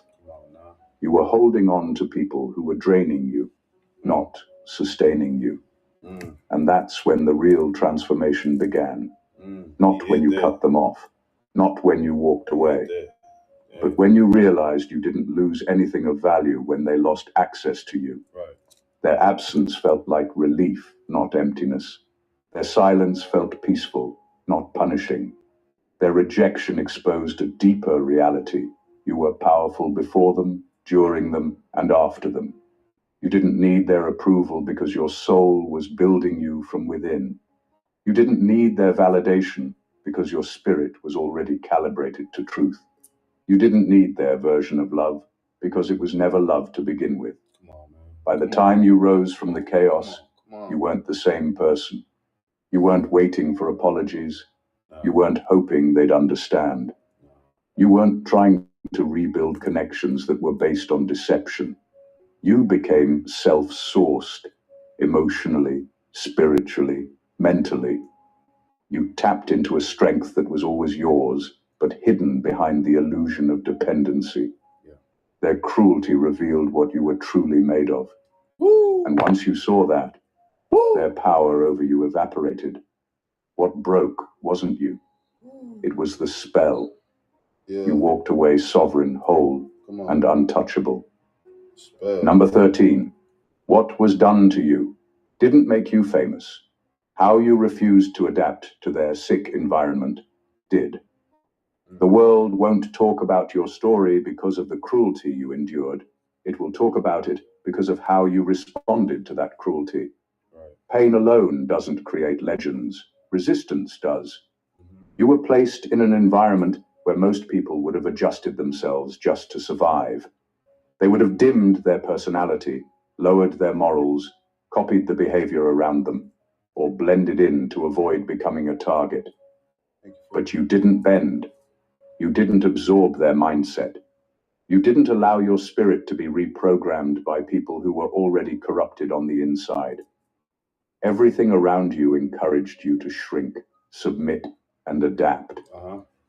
You were surrounded by twisted norms, double standards, and emotional games dressed up as tradition, respect, or family rules. These weren't just unhealthy patterns. They were traps meant to mold you into something predictable and compliant. Come on, speak to us. But instead of adjusting, you held your ground. You held on to your truth, even when it cost you comfort, belonging, and peace. Stop buying generic Viagra and try this new $1 generic Viagra. I'm trying to tell you. Hey, man. A new era of satisfaction has arrived. Wake up out of there. And that kind of refusal is rare. especially in environments where survival often depends on silence. They expected you to become like them. They thought, if they applied enough pressure, you'd eventually break into pieces small enough to control. But every attempt to shape you only revealed how different your inner structure was. That's right. Your integrity didn't crack. Your values didn't dissolve. Your identity didn't shift to accommodate their dysfunction. You stayed yourself in a place designed to erase people. And once you refuse to adapt to a sick system, the system panics because your existence exposes how unhealthy it actually is. That's why your story spreads, not because you were a victim, but because you didn't internalize the darkness thrown at you. Right. People look at you and see proof that it's possible to stand in the middle of madness without becoming part of it. Yes. They see someone who resisted what others collapsed under. They see someone who chose truth over approval and authenticity over survival tactics. Come on. Your refusal is what makes you unforgettable. Your refusal is what turns your story into something people study, admire, and draw strength from. Yes. You didn't escape a toxic world by becoming like it. You escaped because you refused to let it infect you. Right. That's the part that makes you chosen, not superiority. Right. Endurance without corruption, not privilege. Clarity without compromise. Come on, speak. What was done to you didn't elevate your name. Your refusal to become like them did. Number 14. The world will celebrate you because you became the blueprint for surviving a reality that was engineered to break you. Right. Your life won't be remembered because you suffered. Countless people suffer. Right. And their stories never leave the walls that trapped them. Come on. What makes yours different is what you demonstrated while walking through the fire. You became living proof that the human spirit can be surrounded by manipulation, betrayal, and psychological warfare, and still refuse to transform into the very thing trying to destroy it. You weren't just surviving. You were quietly documenting the anatomy of resilience in a world built to crush anyone who refuses to conform. Yes. You didn't collapse from the attacks on your identity. You didn't turn cruel just because cruelty was what you were given. Right. You didn't let the lies define you, the betrayal shape you, or the sabotage redirect you. Right. Every tactic they used was designed to fracture your mind, weaken your resolve, and push you into a version of yourself that would validate their treatment of you. But you didn't give them that satisfaction. No, we did. Instead, your resistance became a roadmap, a silent guide for anyone who ever felt buried alive by someone else's sickness. People won't just study your story, they'll learn from it. You exposed the hidden strategies of emotional predators without ever intending to. You revealed how spiritual warfare operates behind smiles and polite conversations. Yes, we did. You showed how character assassination works and how to walk through it without losing your sanity. Yeah. Demonstrated how a person can be isolated, yet not broken, targeted yet not destroyed, surrounded by darkness yet still generate their own light. This is why your story will be celebrated. It doesn't end in bitterness, despair, or self-destruction. It ends in revelation. It ends in clarity. It ends with you standing on the other side, not as a victim, not as someone begging for sympathy, but as the blueprint for endurance. Yes. You showed that survival isn't about brute strength. Right. It's about refusing to let your spirit be rewritten by corrupted people. Yes. Yes. You showed that healing isn't about forgetting what happened. Yeah, come on. It's about reclaiming your identity from the hands that tried to distort it. Oh! Your story carries a universal truth wrapped in personal pain, that a human being can be targeted, misunderstood, sabotaged, and lied on, and still rise with their humanity intact. That truth is rare, it's powerful, and it's why the world will honor you. You didn't just survive a reality engineered to break you. You unintentionally became the model for how to overcome it. When you step back and look at the full arc of your journey, one truth becomes impossible to deny.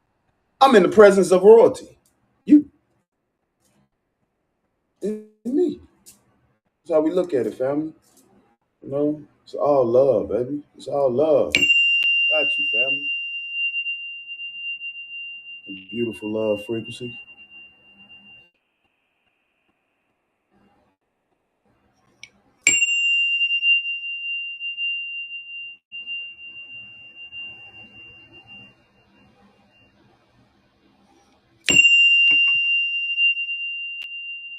Beautiful frequency. Very powerful too.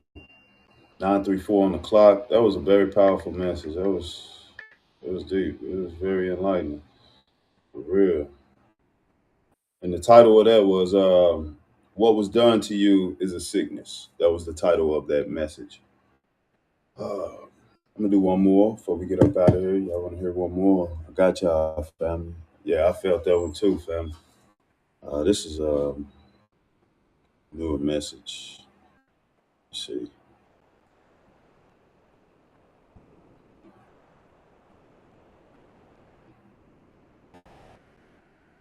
The first one we listened to was the elder. The elders are having a panic attack over you. That was the first message we listened to. That was the second one we just listened to. And I'm gonna do a third. We're gonna do a third, family. Let's do a third. Since we got new followers, new people that's up in here, new beings that's up in here. You know, we all in the right place, the right moment, the right now. So let's get it in. Everyone turned on you until this happened. That's the name. That's the title of this message. Everyone had turned on you until this happened. What happened? Let's find out. We nosy. I'm nosy today. Yeah, you nosy, Chosen. Y'all nosy too. I'm nosy right now. Let's see what's going on. Let's see what's going on. What happened? What happened? We want to know. We want to know. Let's go. So I think I discovered a new life hack. I bet you did. Hello. How about this? Welcome, the anointed ones. Sometimes the most shock, silence, and the most powerful response is peace that refuses to panic. When chaos came knocking, you didn't just open the door, you renovated the entire atmosphere. What was meant to drag you into emotional quicksand became your stage of divine composure. The situation was messy, not a little drama, messy. It was the kind of chaos that makes people's group chats light up, reputations wobble, and fake friends suddenly develop PhDs in your business. Yet somehow you walked through it like a soul that had already seen the script and decided, nah, I'll improvise. Psychologists say that in moments of social conflict, 90% of people either fight or flee. But you, chosen one, did neither. You floated. You refused to let the noise manipulate your narrative. You didn't explain. You didn't justify. And you sure didn't lose your mind trying to convince the blind to see. You simply embodied calm in a storm that wanted your meltdown to be its entertainment. It's funny, though. The same people who threw shade at you are now wearing sunglasses because your composure is blinding them. They can't figure out how you stayed that calm when everything was engineered to break you. They rehearsed your reaction before it even happened, and you denied them the script. That's why they're stunned, because you proved that peace is not passivity, it's strategy. This isn't just about how you handled drama. It's about how you transcended it. You became living evidence that maturity isn't measured by how loud you get, but by how deeply you understand that silence and timing can dismantle lies better than words ever could. You didn't just manage the mess, you mastered it. You turned chaos into a case study on divine restraint. So tonight, we're not just talking about how you handled that messy situation. We're dissecting how you rewrote the manual on emotional warfare. Because everyone's stunned, not by what you did, I see you, Nick, but by what you didn't do, and how your stillness made more noise than their scandal ever could. Number one, You didn't react. You recalibrated. Yes, we did. That's what separated you from everyone else who got caught in the storm. Most people panic when things get messy. They respond instantly, driven by emotion, fear, or the need to defend themselves. But you didn't. You paused, breathed, and adjusted your inner frequency before making a single move. Right. That pause wasn't weakness. It was mastery.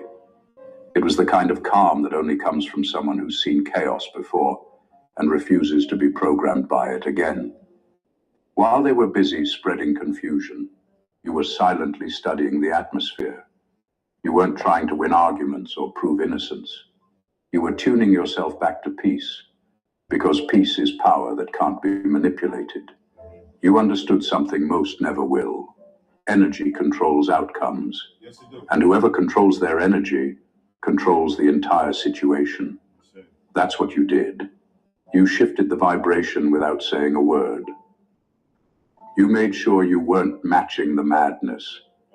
And that's why everything eventually turned in your favor. People don't realize how strategic that level of calm is. They think stillness means doing nothing, but you were actually recalculating the entire equation. You knew that reacting too quickly would give them access to your emotional blueprint. Right. And once they have that, they can pull your strings like a Right, so, puppet. So you chose silence as a shield, not because you were scared, but because you knew how easily chaos feeds on attention. Yes. You starved it. Behind the scenes, God was downloading the next move while they were still gossiping about the last one. Right. And that's the secret. While they were performing, you were preparing. That's why the tables turned so quietly that they didn't even notice until their own plan collapsed. You didn't have to retaliate. You just elevated. Every time you refused to be triggered, the trap malfunctioned. Every time you chose peace, confusion lost its grip. Mm-hmm. The truth is, not everyone will understand this kind of spiritual control. It's not about pretending nothing hurts. It's about mastering what deserves your reaction. You recalibrated, and in doing so, you exposed how loud their chaos was compared to your control. That's why they're stunned, because you handled what was designed to destroy you like someone who already knew it couldn't. Number 2, you proved that wisdom is louder than revenge. When everything went left, you could have easily fought back, exposed people, or gone toe-to-toe with those who tried to drag your name through the dirt. We could have did that. But you didn't. But we didn't. You understood that revenge might make you feel powerful for a moment, but wisdom builds power that lasts. You knew the difference between reacting for attention and responding for elevation. Yes. Instead of feeding their drama, you studied it, learned from it, and turned it into strategy. Yes, we did. That's the move that silenced everyone. The quiet intelligence that said, I'm not wasting my divine energy proving anything. No. You watched people lose themselves trying to destroy you, while you gained clarity by letting them. Yeah. That's the part they didn't see coming. They thought your silence meant defeat, but really it was calculation. That's it. You knew that fools destroy themselves when left alone. Period. You didn't have to intervene. No. You just had to stay still long enough for their own behavior to reveal who they really were. That's it. And it did. Beautifully. Beautifully. Time exposed everything you stayed silent about. Wisdom became your weapon, and it hit harder than any retaliation could have. Yes. They underestimated how powerful it is to stay grounded when everything around you is trying to provoke you. Mm-hmm. They mistook your discipline for weakness, when in truth, it was divine intelligence. You knew that reacting emotionally only validates their lies, but keeping your peace forces people to question the truth. You didn't need to convince anyone. You let the results speak. You played the long game, and time did what your words couldn't. I think he just spoke what you just asked. Spirit spoke to you. You gotta say nothing. Silence is the line. That's what threw them off balance. They expected chaos. You gave them order. Perfect moment. What makes this moment so powerful is that your restraint wasn't about pride. It was about purpose. You understood that your destiny was too big to waste explaining to people who were never going to see the truth anyway. Right. So you gave that energy back to your growth, your peace, and your mission. Yes. You proved that revenge isn't intelligence. No. Wisdom is. And that's why they're all stunned now. Because the one they tried to break didn't just survive. You evolved. And your evolution became the very thing that destroyed their narrative. Yep. Number 3, you didn't defend your character. You let it speak in divine timing. That takes a level of strength most people don't have, because the natural instinct is to rush into defense mode the moment someone lies about you. But you knew that explaining yourself too early would only feed their confusion. That's it. You understood that the truth doesn't need a publicist. It needs patience. Yes, it do. So, while they were busy building lies, you were busy building yourself. And that's what made all the difference. You trusted that the truth would find its own microphone when the noise died down. At first, your silence looked strange to people who didn't understand strategy. Yes. They mistook it for guilt. They thought your calm meant surrender. But you knew how this game worked. The moment you start defending yourself to the wrong audience, you've already lost control of the story. That's it. So you refuse to play their game. Yes. You let them talk. Let them twist the facts. Let them feel victorious. You didn't need to win the argument because you were too focused on winning the outcome. I say. There's something powerful about not rushing God's process of vindication. Come on now. You understood that divine justice doesn't work on human timing. It works on evidence, exposure, and alignment. Every lie that was told against you became part of the setup that would later prove your innocence. When the truth finally surfaced, it didn't just clear your name. It revealed everyone's role in the deception. And when that happened, your silence suddenly became the loudest voice in the room. By the time people realized what really happened, it was too late for them to rewrite their guilt. The same mouths that lied about you couldn't speak anymore because your consistency exposed their inconsistency. You didn't have to clap back. Your growth did it for you. The same people who once doubted you had to sit back and watch your integrity outlive their gossip. There you go. You proved that time doesn't destroy the truth, it refines it. And when the truth finally showed up, it didn't knock, it stormed in with receipts. You didn't just come out vindicated, you came out upgraded. Because while they were chasing attention, you were gaining elevation. And that's why everyone's stunned. You let your character finish the conversation they tried to start without you. Number 4, you made maturity look dangerous.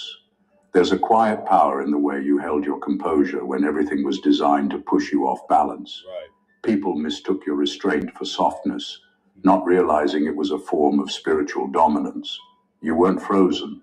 You were focused. Yes. You moved with the sharpness of someone who's learned that not every battle deserves a swing. And not every insult deserves acknowledgement. Right. You understood that the strongest response isn't always physical or verbal. Sometimes it's energetic. You refused to let other people's chaos dictate your rhythm. Right. And that's what made your...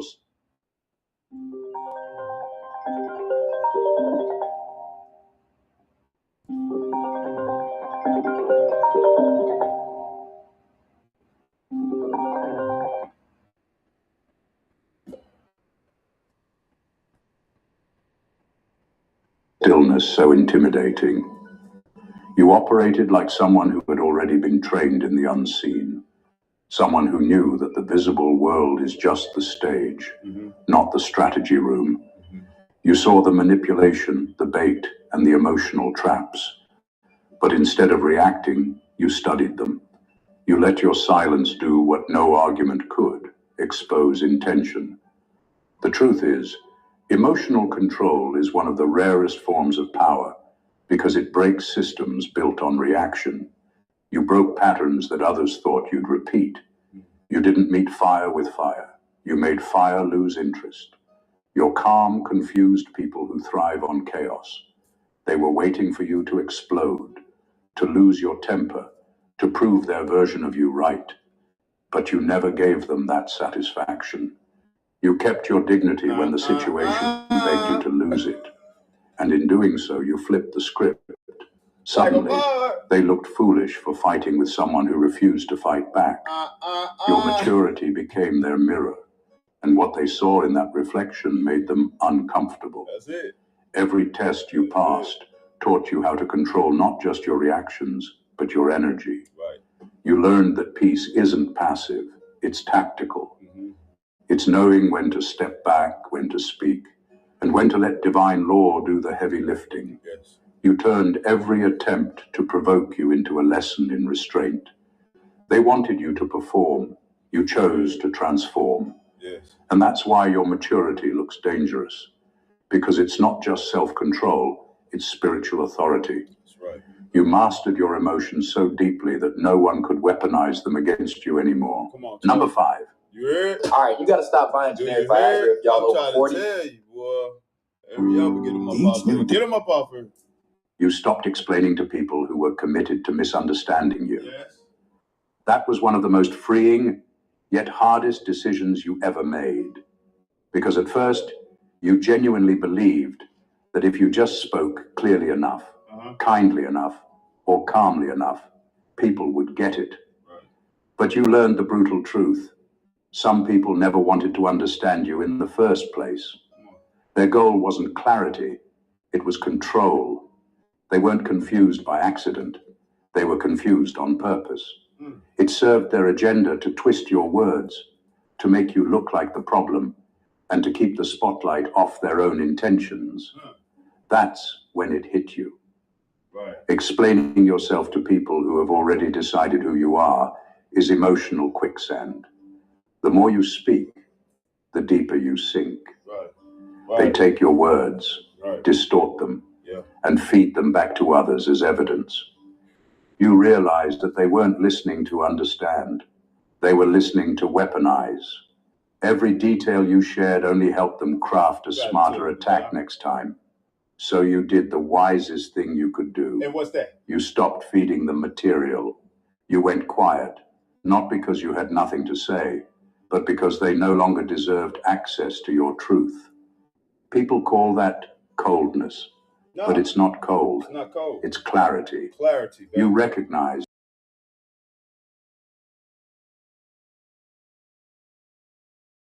acceptance. Right. You understood that real peace starts when you no longer feel the urge to prove what's already evident in your actions. Right. Like somebody sending you some pictures, son. Got you. That's something. The moment you stopped explaining, everything shifted. The same people who once manipulated your words were left starving for new content. Their gossip lost its flavor because you stopped participating in their script. And that's when they began to panic. Because silence removes their power. You no longer gave them emotional fuel. You stopped showing up to the arguments they rehearsed in their heads. You stopped defending yourself to people who secretly enjoyed the chaos. Right. Instead, you protected your peace like a sacred fortress. Yes. You trusted time to reveal what words couldn't. And it did. Yeah. Every lie eventually collapsed under its own weight. And all you had to do was stand still. You didn't lose your voice. You just learned that not everyone is worthy of hearing it. Number 6, you transmuted betrayal into a strategy manual.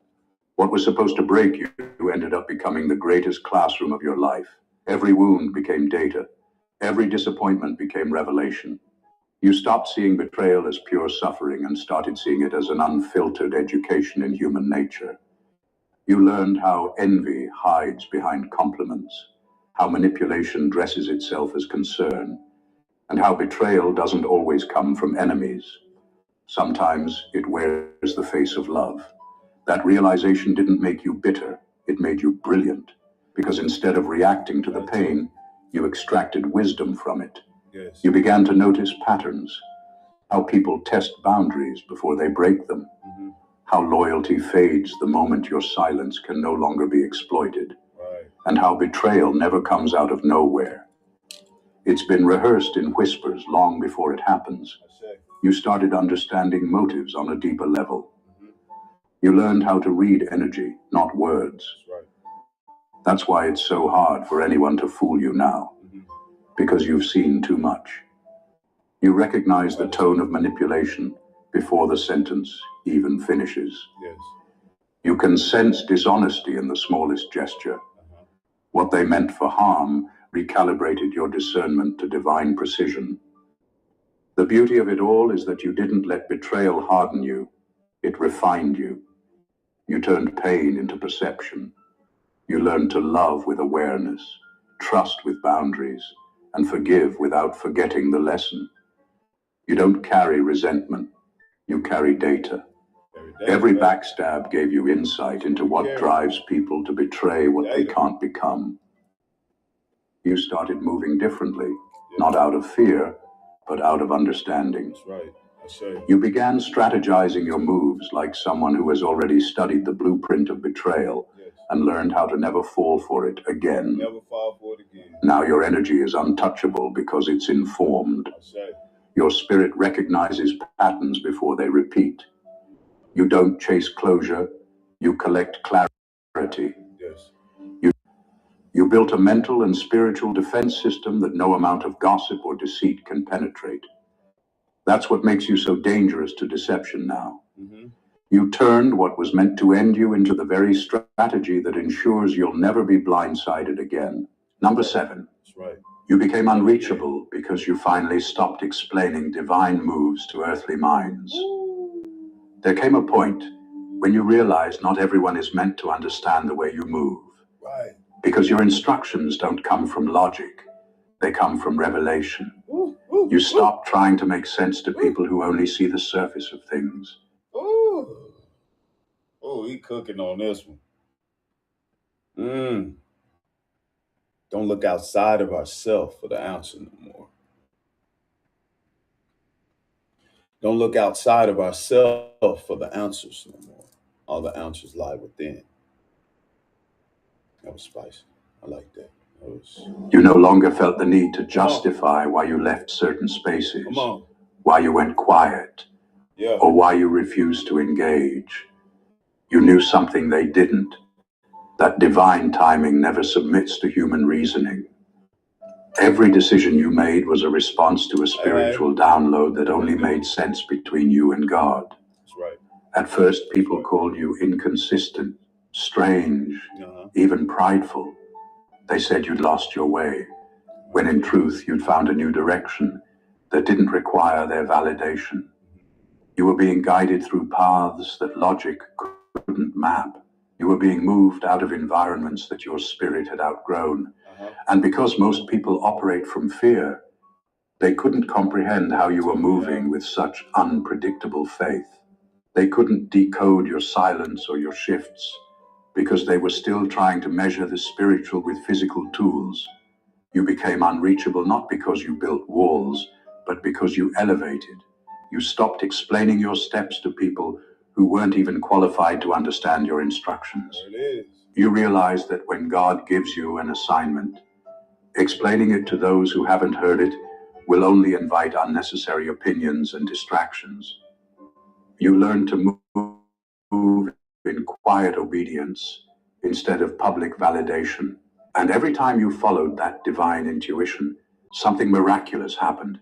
Manipulative connections began to dissolve, false alignments exposed themselves, and peace replaced confusion. People are only now realizing that your weird moves were divine choreography. Every exit they judged was protection. Every silence they mocked was preparation.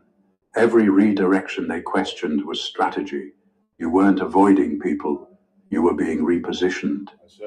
The same ones who doubted you are now studying your moves, trying to figure out how everything worked out in your favor without explanation. You stopped translating heaven's instructions into earthly language. And that's when heaven started backing your steps in ways no human approval ever could. You became unreachable because your alignment became untouchable. You say you can't remember your childhood? Yeah. Let me tell you something.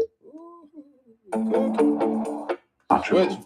Number 8, you let the mess expose everyone's real character. That's the brilliance of your growth. You stopped chasing clarity through confrontation and started allowing time and chaos to do the revealing. When everything fell apart, you didn't rush to fix or defend anything. You stood back, steady and observant, knowing that storms don't just destroy, they expose. You learned that the quickest way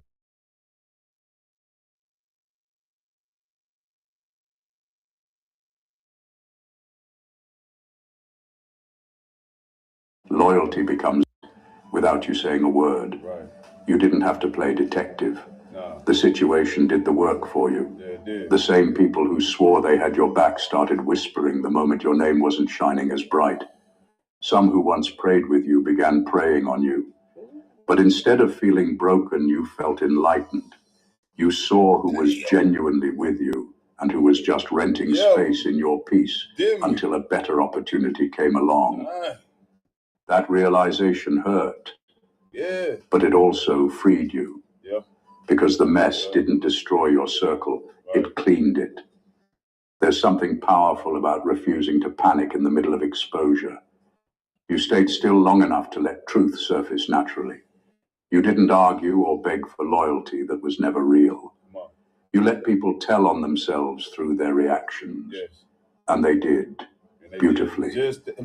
The same mouths that spoke kindness in front of you couldn't hide their jealousy when you were tested. The same hands that once clapped for you started shaking when your stability returned. There it is. The chaos brought everything to light, and you didn't need to say a thing. You learned that pretending and pressure can't coexist. When life applied heat,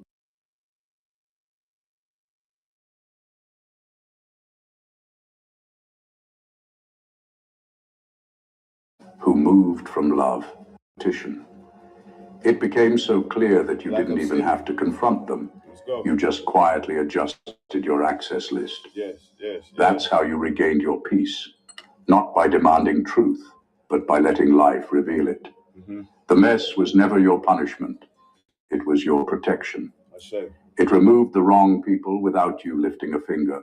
And that's why you now walk lighter, wiser, and untouchable. Number 9. You proved that emotional intelligence is a spiritual weapon. You mastered the art of fighting without fighting, of standing in the middle of chaos and refusing to let it rewrite your internal peace. While everyone else was reacting, over-explaining, or trying to win the crowd, you held your ground with quiet power. You understood that not every attack deserves a response, and not every provocation requires a performance. That awareness was your advantage. You used composure like a sword, cutting through manipulation without raising your voice. That's what unsettled them. The fact that they couldn't pull you into emotional combat, no matter how hard they tried. Your calm wasn't weakness. It was calculated dominance.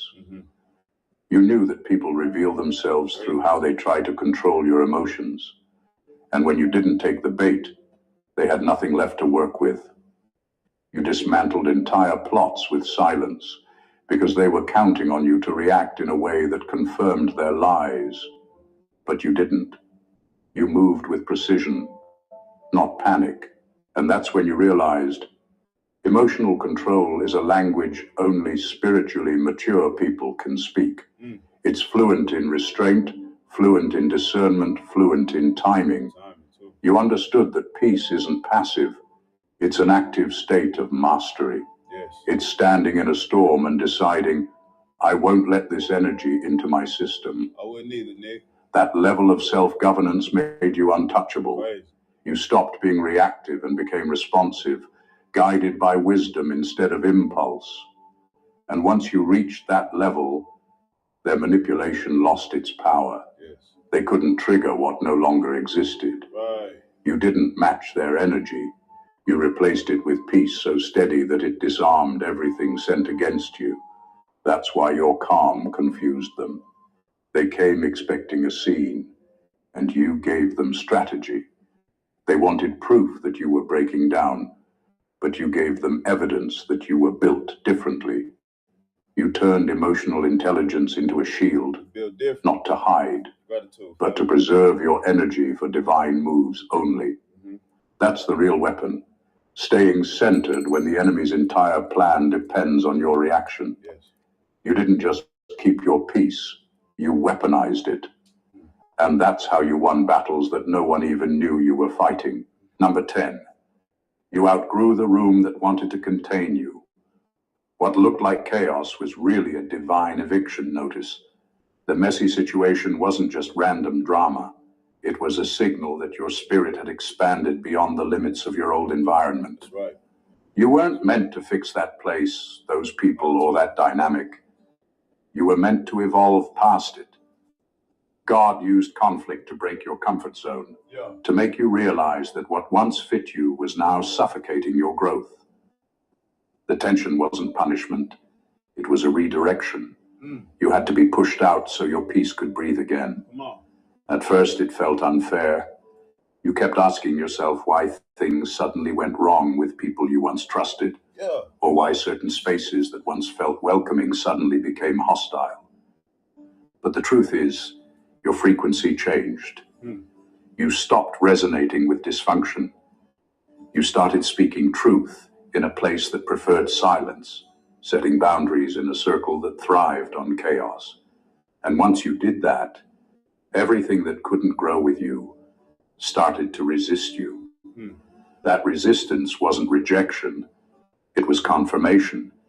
It meant your energy no longer matched the environment, and that's why the room tried to push you out. Your composure during that shift was what made it so powerful. Wow. You didn't fight to stay where peace had already left. You didn't try to convince anyone to see your worth or understand your silence. No, you simply allowed divine timing to rearrange your surroundings. And as soon as you stepped out, everything that once looked solid began to crumble. Because the truth is, you were the stabilizing force. Your presence carried order, grace, and divine covering. When you left, the absence of that energy exposed how hollow those structures really were. The glue. The power source. Once we left, pulled our energy back, took our power, called our power back, everything crumbled. Just like that light switch don't come on until you touch it. You know? I speak that so much. Like, we give power to all this, family. Period. This is how I look at the whole illusion, family. This journey, you know. We are the power source. Period. Outgrowing that room wasn't ego. It was evolution. Evolution. You were never meant to live inside a box that couldn't expand with your purpose. That situation didn't confine you. It clarified you. It showed you the difference between belonging and being tolerated. And once you embraced that lesson, you stopped shrinking to fit. You realized that God didn't remove you because you failed. He removed you because you finished. You had completed your assignment in that space, and your peace became too expensive to waste where growth had expired. Number 11. RaHorakhty. You reached a level of understanding that only the spiritually refined ever touch. The true vindication doesn't come with fireworks, explanations, or social proof. It comes quietly, like sunrise after a storm. You realized that real justice never argues. It simply reveals. So while others were busy performing their lies and manufacturing their narratives, you were silent. Were you recently injured in a car accident? No. Staying organized. I don't want that energy. But your silence wasn't empty. It was pregnant with transformation. Ooh, you understood that your peace was the proof, your elevation was the evidence, and your new energy was the verdict. You stopped trying to correct rumors because you understood something deeper, that the truth doesn't need your defense when God himself is your witness. People who once doubted you started witnessing events they couldn't explain. The same mouths that lied now tremble in confusion as favor publicly rewrites your story. That's divine justice, not loud, not dramatic, but surgical and precise. It exposes without you having to lift a finger. It humbles without you ever seeking revenge. By the time they realized how wrong they were about you, The season for explanation had already expired. You learned that the loudest proof of innocence is peace. Peace that can't be shaken. Peace that no accusation can disrupt. When you stopped fighting for validation, heaven started fighting for you. You weren't seeking to be proven right. You were focused on becoming whole. And that shift changed everything. Vindication doesn't need announcement because it moves on a frequency only the awakened can perceive. Those who operate in gossip will always be late to recognize divine timing. You outgrew the urge to clap back because you understood that not everyone deserves access to your energy, your time, or your evolution. You didn't need to say, "Look, I was right." Life said it for you. The same doors that were once shut began opening effortlessly. The same people who counted you out had to watch you rise without apology. That's the kind of justice no courtroom can deliver. The kind only heaven orchestrates. You didn't just win, you transcended. You didn't just move on, you moved up. And that's what left them speechless. Because while they were still talking, you had already ascended into a realm where words are no longer needed, only results. Number 12. You understood one of the rarest and most difficult lessons on earth, that revenge is easy, but preservation of purity is power. When life handed you betrayal, humiliation, and heartbreak, you didn't let bitterness become your new identity. You refused to mirror the energy that wounded you. You chose to heal instead of harden. And that choice alone separated you from everything that tried to destroy you. Most people come out of pain sharper but colder, wiser but emptier. You came out warmer, clearer, and more divinely aligned. That's not weakness, that's spiritual mastery. You realize that pain is the devil's favorite recruitment tool. It whispers, be like them, hurt them back, get even. But you saw through that trap. We didn't want to do that. You knew that if darkness could make you compromise your essence, then it didn't need to defeat you externally. It could claim you internally. Hit my DM up. That's why your biggest victory wasn't what you said or did, but what you didn't become. You didn't let hatred make a home in your spirit. You didn't let trauma redefine your kindness as naivety. You refused to let scars dictate your character. Every time you chose forgiveness, heaven took notes. Every time you stayed soft in a world that applauds cruelty, you expanded your spiritual authority. Because forgiveness isn't about excusing anyone. It's about freeing your soul from carrying their poison. You learned that true strength is restraint, not retaliation. Real warriors don't fight with fury. They fight with evolution. You became the living example that light doesn't lose by refusing to be dark. In fact, it wins by refusing to be corrupted. You turned pain into perspective, rejection into refinement, and wounds into wisdom. The very thing that was supposed to break you became the catalyst that elevated your consciousness. You didn't just survive what hurt you. You redefined what survival means. You proved that healing is louder than hate, that grace is more strategic than revenge, and that peace is the highest form of protection. And now, those who once tried to wound you are left in disbelief because you didn't become them.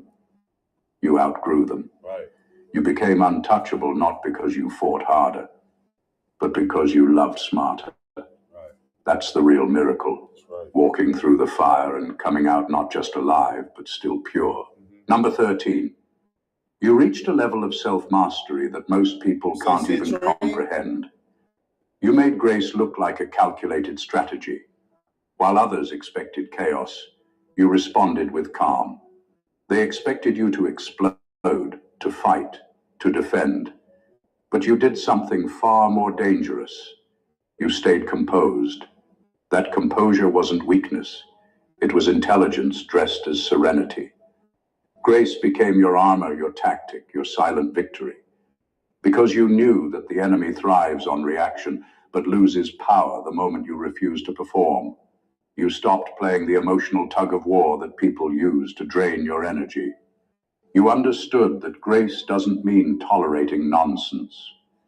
It means knowing when to disengage without announcing it. You moved with the precision of someone who no longer needs to prove anything. Right. You spoke only when your words could elevate the room, and when they couldn't, you let silence speak divine authority. That's not passive, that's powerful. Grace is what happens when wisdom takes control of emotion. It's the art of choosing clarity over chaos, even when everything in you wants to clap back. What confused people most was how you could stay so calm when they were trying to stir the storm. That's because grace operates from a higher frequency, one that low vibration minds can't decode. They mistook your restraint for naivety, not realizing that grace sees 10 moves ahead. It doesn't rush, it observes. It doesn't panic, it prepares. You were never unbothered because you didn't care. You were unbothered because you understood how small certain energies are when viewed from divine altitude. There you go. You made peace look like a chess move. Right. Every time you chose not to react, something in the spirit realm shifted in your favor. Every time you chose poise over pettiness, heaven backed your decision. Grace isn't just elegance, it's strategy. It's the ability to move with quiet confidence while your enemies exhaust themselves, trying to figure out why their chaos isn't working anymore. Did it to they self.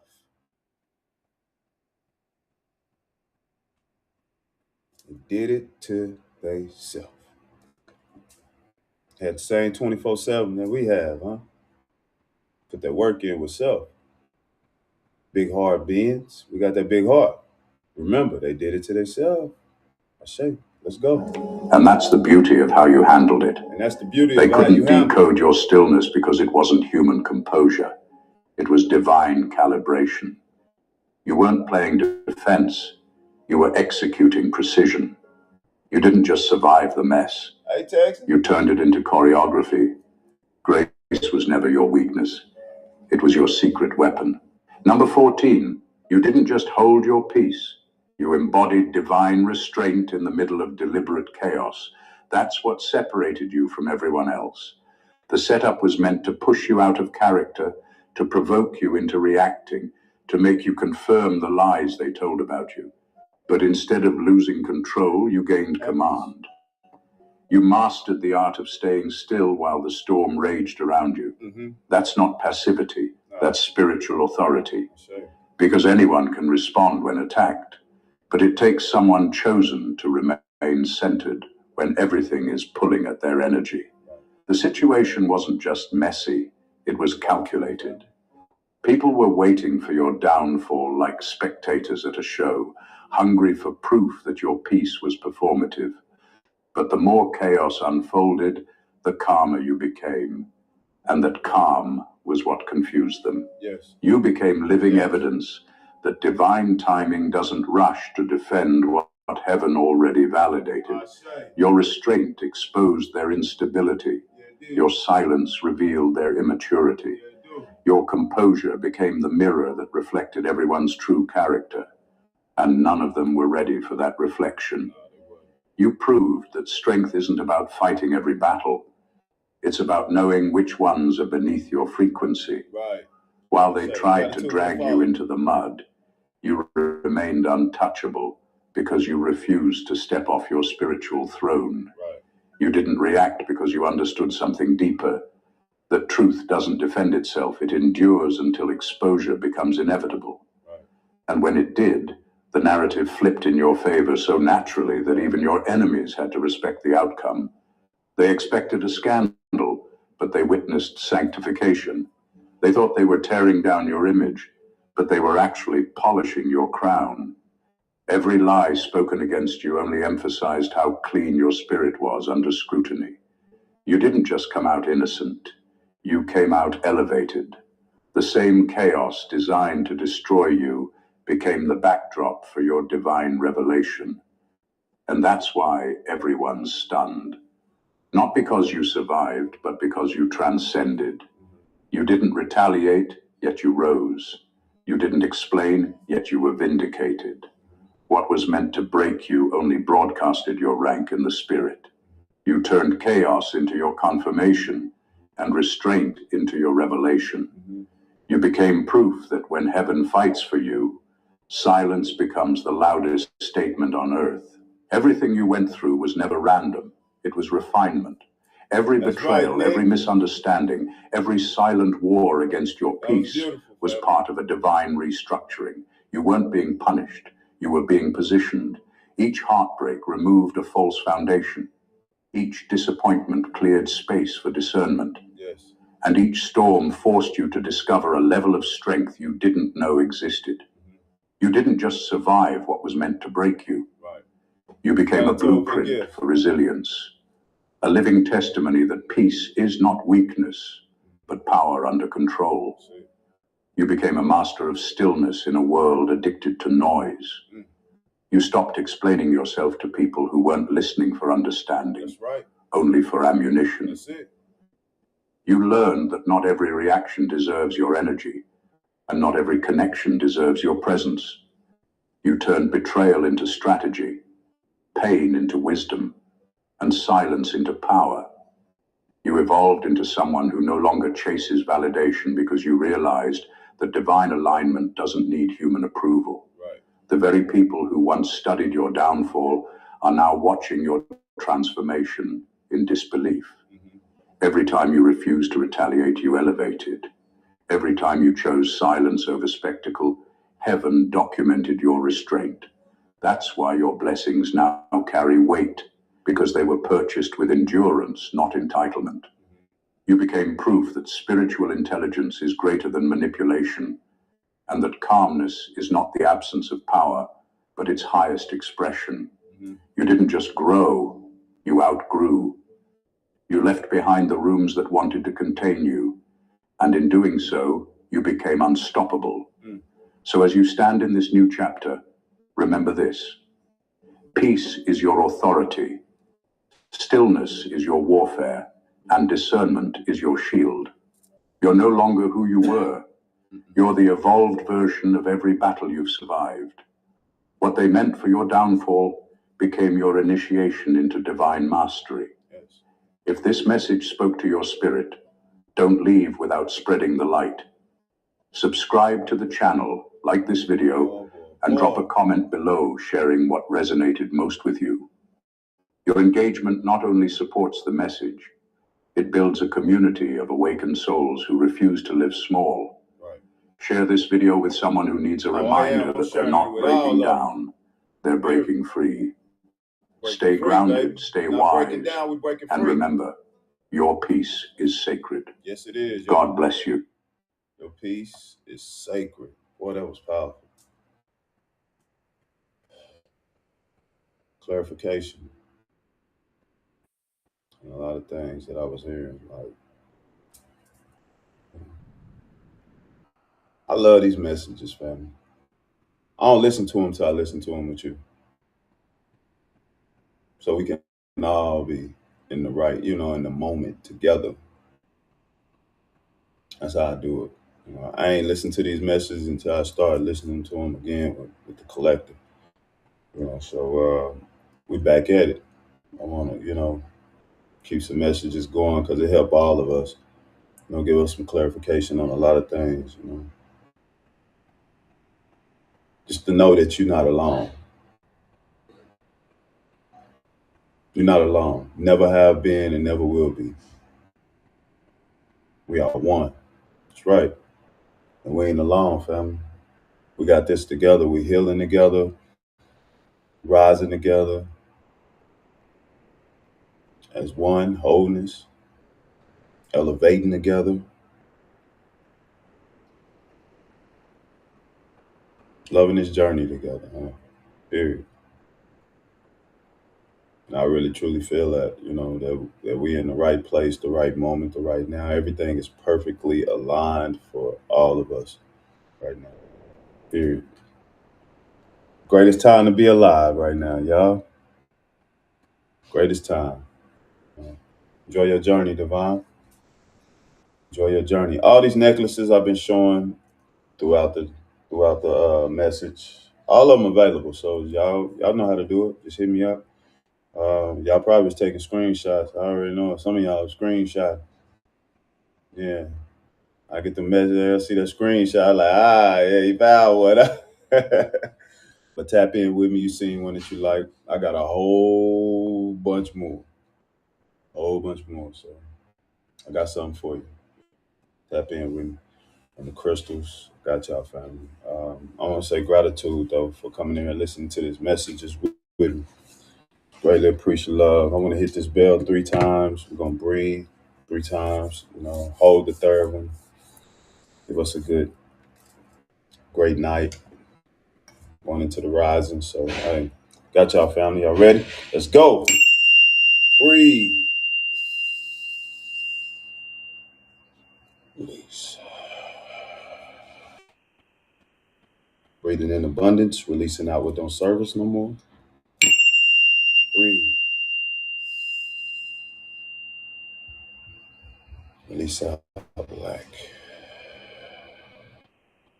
Breathing in abundance, releasing out what don't serve us no more. Breathe.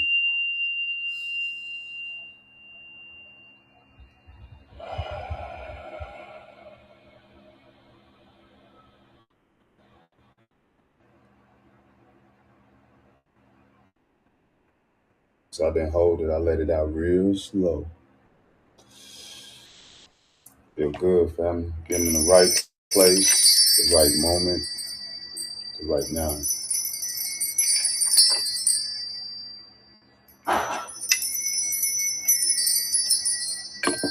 Gratitude, y'all. Gratitude for y'all joining in. I want to say I appreciate love, y'all, family, for real.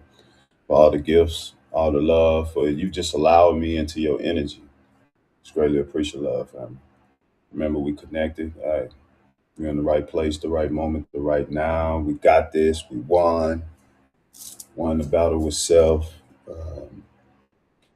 We all really just in some bliss now. Everybody in bliss right now, family. That's how we got our mindset set. We in bliss. We know. We know who we are now. Hey, we in bliss. Hey, if you ain't in bliss right now, I send bliss your way, family. I send that energy your way. I send that energy your way. Bliss. That's what you deserve. Deserve prosperity, love, abundance, because you are abundance. Deserve to be happy, smiling, smiling more, joy, balance, and peace and love. Period. I say gratitude for y'all, family. I sure be tapping in with y'all. Y'all hit me up, y'all. I got y'all, family. I got y'all. Y'all follow me over if you ain't follow me, family. Got y'all. Hey, we're gonna get it in. I'm gonna come back on here. I'm gonna come back on tomorrow too as well. We're gonna do some more messages, some healing, all that good stuff. We headed over to the other channel. I got another channel, Retro Fast Lane. So if y'all down and check out some childhood healing, you want some inner child healing, tap in with us too. We're on another page too. So you finna go to that page and get it in, have fun too as well. So gratitude for y'all tapping in with me. Peace and love to all of y'all. Peace and love to all of y'all. Peace. Oh, gratitude. You're interested in it, hit me up. We'll be here, first come, first serve. That's what I created it for. That first being come, and they like, that's that necklace I want. Spirit created it for you. It's just been waiting on the wall for you. That's how I create through the spirit. So your piece is here waiting. Peace and love to you. Lace, I got you too. I know you seen them necklaces, so. Lace, I got you too. I know you seen them necklaces, so. Good one.